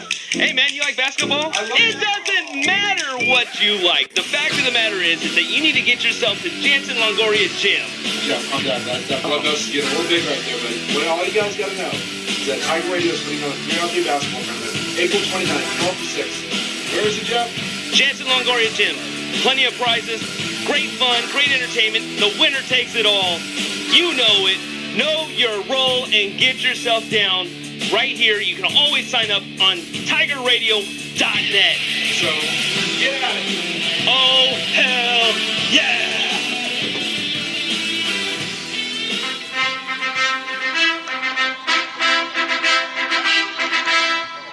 Back with you here at Klein Championship. John Mark Van Ness, Jeff Dominic. The Oklahoma City Tigers win 11-5 on a double game. They had it played this morning. Score was 7-6. This one 11-5. Jeff Dominic, you're down below on the field. What did you think of this one? Man, you know, what a bounce back performance considering that the Tigers let one slip away in game one, and the Tigers had every opportunity to maybe let this one slip away as they watched the Wave kind of claw back here in this game, tying the game at 3-3. Tigers found a way to win, and you see it on. Well, I would say you'd see it on the scoreboard, but it is a 11-5 victory. And what more can you say? But two players that really stuck out in my mind: Matt Tarantino, 4 for 5, has scored 3 runs, drove in a run, and James Free with the big blast that really set the tone for the Tigers, and that was in the first inning. Yeah, James Free, obviously an incredible game, 3 of 4. You mentioned something a little bit earlier in the broadcast. I wanted to bring it up. The Pacific Tigers scoring in bunches, and yes, you know they scored 3 in the first, and 3 in the fifth, 3 in the 7th, and 2 in the 8th. Is this a theme you think we're going to start seeing more and more with this team? The scoring in bunches rather than consistently, you know, couple runs here, couple runs there, kind of thing. Well, you'd hope so. I mean, I think that any coach right now, if you put 11 runs on the scoreboard, regardless of anything, and come out with a win, is going to be extremely excited, and we'll bring that up as we get closer to post-game stuff or pre-game stuff tomorrow. But you want to, you know, it's kind of surprising because you get a chance to see it from your younger guys, i.e., albeit that he's not young, but Matt Tarantino, your junior transfer, James Free, as we just mentioned, the freshman that's just been it just seems like he's just playing out of his mind right now, and you know, a couple other guys that that come out there. Ryan Schultz had another big hit today that I think that people don't really give him credit for. He had an absolute great opportunity here. So a lot of guys doing a great job that for the Tigers, and it's not the familiar faces, but with those familiar faces, you want to start to see them get hot as well. The guys like Danny Mayer, Lucas Halstead, those are the guys that we're used to talking about and not having the opportunity to do anything with yet. So we're hoping that with these fresh faces, those veterans start to come and play a big role in this game here soon. Yeah, we mentioned how that San Jose State game really built a lot of confidence for these players, and now we're seeing it tonight. Danny Mayer, so many people's averages are going up. So yeah, I think you're spot on with that. I think the confidence level and the averages going up, and players getting hot, and freshmen starting to have an impact is having a big deal. And Pacific getting their first win in WCC play, and that can only do dividends for the future. Well, absolutely. And when we talked about this with volunteer assistant Joe Slater, and the fact of that, is this a comeback series or a payback series, if you will? And a lot of thought processes is that this is, considering that Pepperdine was the team essentially that knocked the Tigers out of the West Coast Conference tournament. So if you get this game, now you're looking at a rubber match going into tomorrow, where we talked about Ricky Reynoso going to toe the mound, and hopefully he can come out with a solid outing for the Tigers. And this can only bode well, hopefully, for the Tigers. Yeah, you mentioned tomorrow's game, March 26th, 1 o'clock p.m. Ricky Reynoso going up against Will Jensen. What do you hope to see from this team that you saw tonight that you hope to see again tomorrow? Like, what do you hope to see going into tomorrow's contest? Well, the first thing obviously is the bats. I mean, the bats got to stay hot. They've been, coming out today. Really, if you think about it, 13 hits today. I think they had 8 hits earlier in the game, or earlier in game 1. So you would hope that both those games, 21 hits is a big deal. So you hope that just kind of pushes things even better for you, as it looks like we're going to have Matt Tarantino coming up to us here in a second. So we'll kind of gladly get him on, and but also pitching. I think pitching is going to be playing dividends. You want to see Ricky come out there and have a solid outing, and I think that this will this can prove well for him, for that sophomore guy. As we got Matt Tarantino joining us, and as Matt Tarantino will put on the headset. And Matt, how you doing, man? Pretty good. How about yourself? Oh, not too bad. We'll get the mic a little closer to you. There you go. Matt, 4 for 5 today, and this is the biggest thing I think I've seen from you, is that I've seen your average dip around the 150 mark, and now you're batting over 300. What's been the biggest difference for you? I'm getting comfortable at the plate again. I'm seeing the ball well and putting good swings on the ball, and it's finding holes. So, last time we talked, baseball is nothing new to you. You've been doing it for a very long time, obviously, but there has been the struggles of playing the shortstop position is always the biggest catalyst in any baseball team, but you've had your own ups and downs. What have you noticed anything different in your game at outfielding in the positions right now? I mean, no errors today is big. Yeah, I mean, it felt good today, and it's been feeling good. I've been working on some things and being more aggressive to the ball, and trusting myself a little more, and I know I could do it. I just got to go out there and actually do it. So, what's the biggest thing you've learned from day one to now, coming from, JC level is just one notch down below the Division I level. What's the biggest thing you've learned from taking that step until now? The biggest thing for me, it's the game. It's baseball. You know what I mean? And there's a little bit of a difference between the JUCO level and the D1 level, but at the end of the day, it's just baseball. I'm gonna go out there and play the game I love. So, yeah. You're coming through a little bit of a hot streak for yourself. As we mentioned, your average is climbing up, but you went 4 for 5 today. When you see something like that, does that ball seem like it's a beach ball when it's coming to you? It does. It does. When, of course, in Game 1, did you, with that one slipping away just in the latter innings, did you feel that there was a little bit of a, because I talked to assistant coach Joe Slater, and I said something about payback, and against Pepperdine was the team that knocked Pacific out of the top 4 for the West Coast Conference tournament. you look at Pepperdine now, what kind of, albeit that you weren't part of it last season, but what kind of motivation have you heard throughout that team in that locker room that Coach New has kind of provided, considering that, knowing that Pepperdine of what they've done for the against the Tigers in recent past? Yeah, I know the Pepperdine series last year was a big one for them, and they didn't get the results they wanted. And for the seniors and the guys that are returning, I know it's a good feeling to get one back and go out there tomorrow and hopefully get another one. Rick Reynoso toes the mountain tomorrow and toes the rubber tomorrow, and 1 o'clock game. What's your thoughts before we let you go? We just got to keep playing good team competitive baseball, and we'll come out with another win tomorrow. Matt Tarantino joining us on Post Game Live. Thanks again, Matt. Appreciate it as always, man. Thank you. Good job tonight. We'll hopefully see you tomorrow afternoon. All right. All right, buddy. Have a good one. All right, man. You too. So that's Matt Tarantino joining us on Post Game Live. And final thoughts, Mr. John Mark Vaness, before we say goodnight.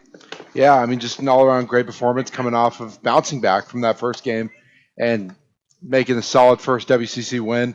And it'll be interesting to see what they do tomorrow, because we've noticed when this team gains confidence, they do pretty well. And we're seeing it from their young guys. We're seeing it from familiar faces like Mayer, Schultz, and Halstead. And I'm excited. I think it's good vibes right now, and I think it'll be good to see what happens tomorrow. I'm watching Matt Tarantino. He's signing some autographs now. I just thought it was kind of cool. He's I think he's living the life on this one right now, and I don't blame him for this one. So, but anyways, for the let's go ahead and wrap things up. The final score for the final time, 11-5. Pacific takes this one, and the rubber match will be tomorrow, Sunday at 1 o'clock, and that's first pitch will be at 1 o'clock, as I said, and for the entire University of Pacific Tigers athletic department, I want to thank everybody very much for tuning in. We appreciate you every time that you were able to do so. It's always a blast to be able to bring you these games. And for the communications department as well, thank you all very much. For John Mark Vaness, the producer, Michael January, everyone running the camera, thank you all very much. I'm Jeff Dominic saying good night. We'll see you tomorrow at 1 o'clock.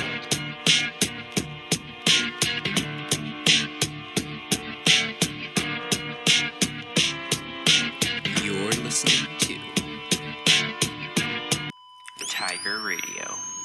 Clear. The pulse of Pacific. You're listening to Pacific Tiger Baseball with Jeff Dominic and Mark Walsh, only on the Pacific Tiger Digital Network.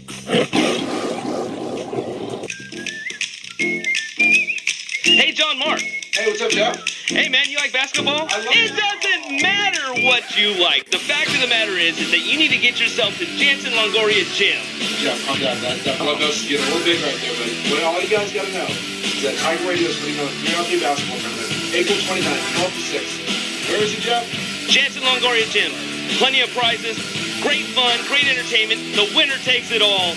You know it. Know your role and get yourself down.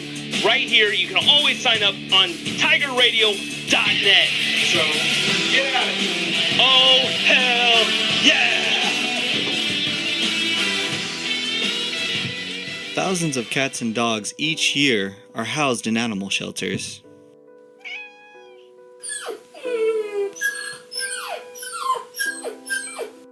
Local volunteers and workers help to give these poor animals a second chance.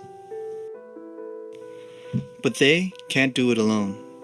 Please go down to your local shelter today to volunteer, donate, or adopt.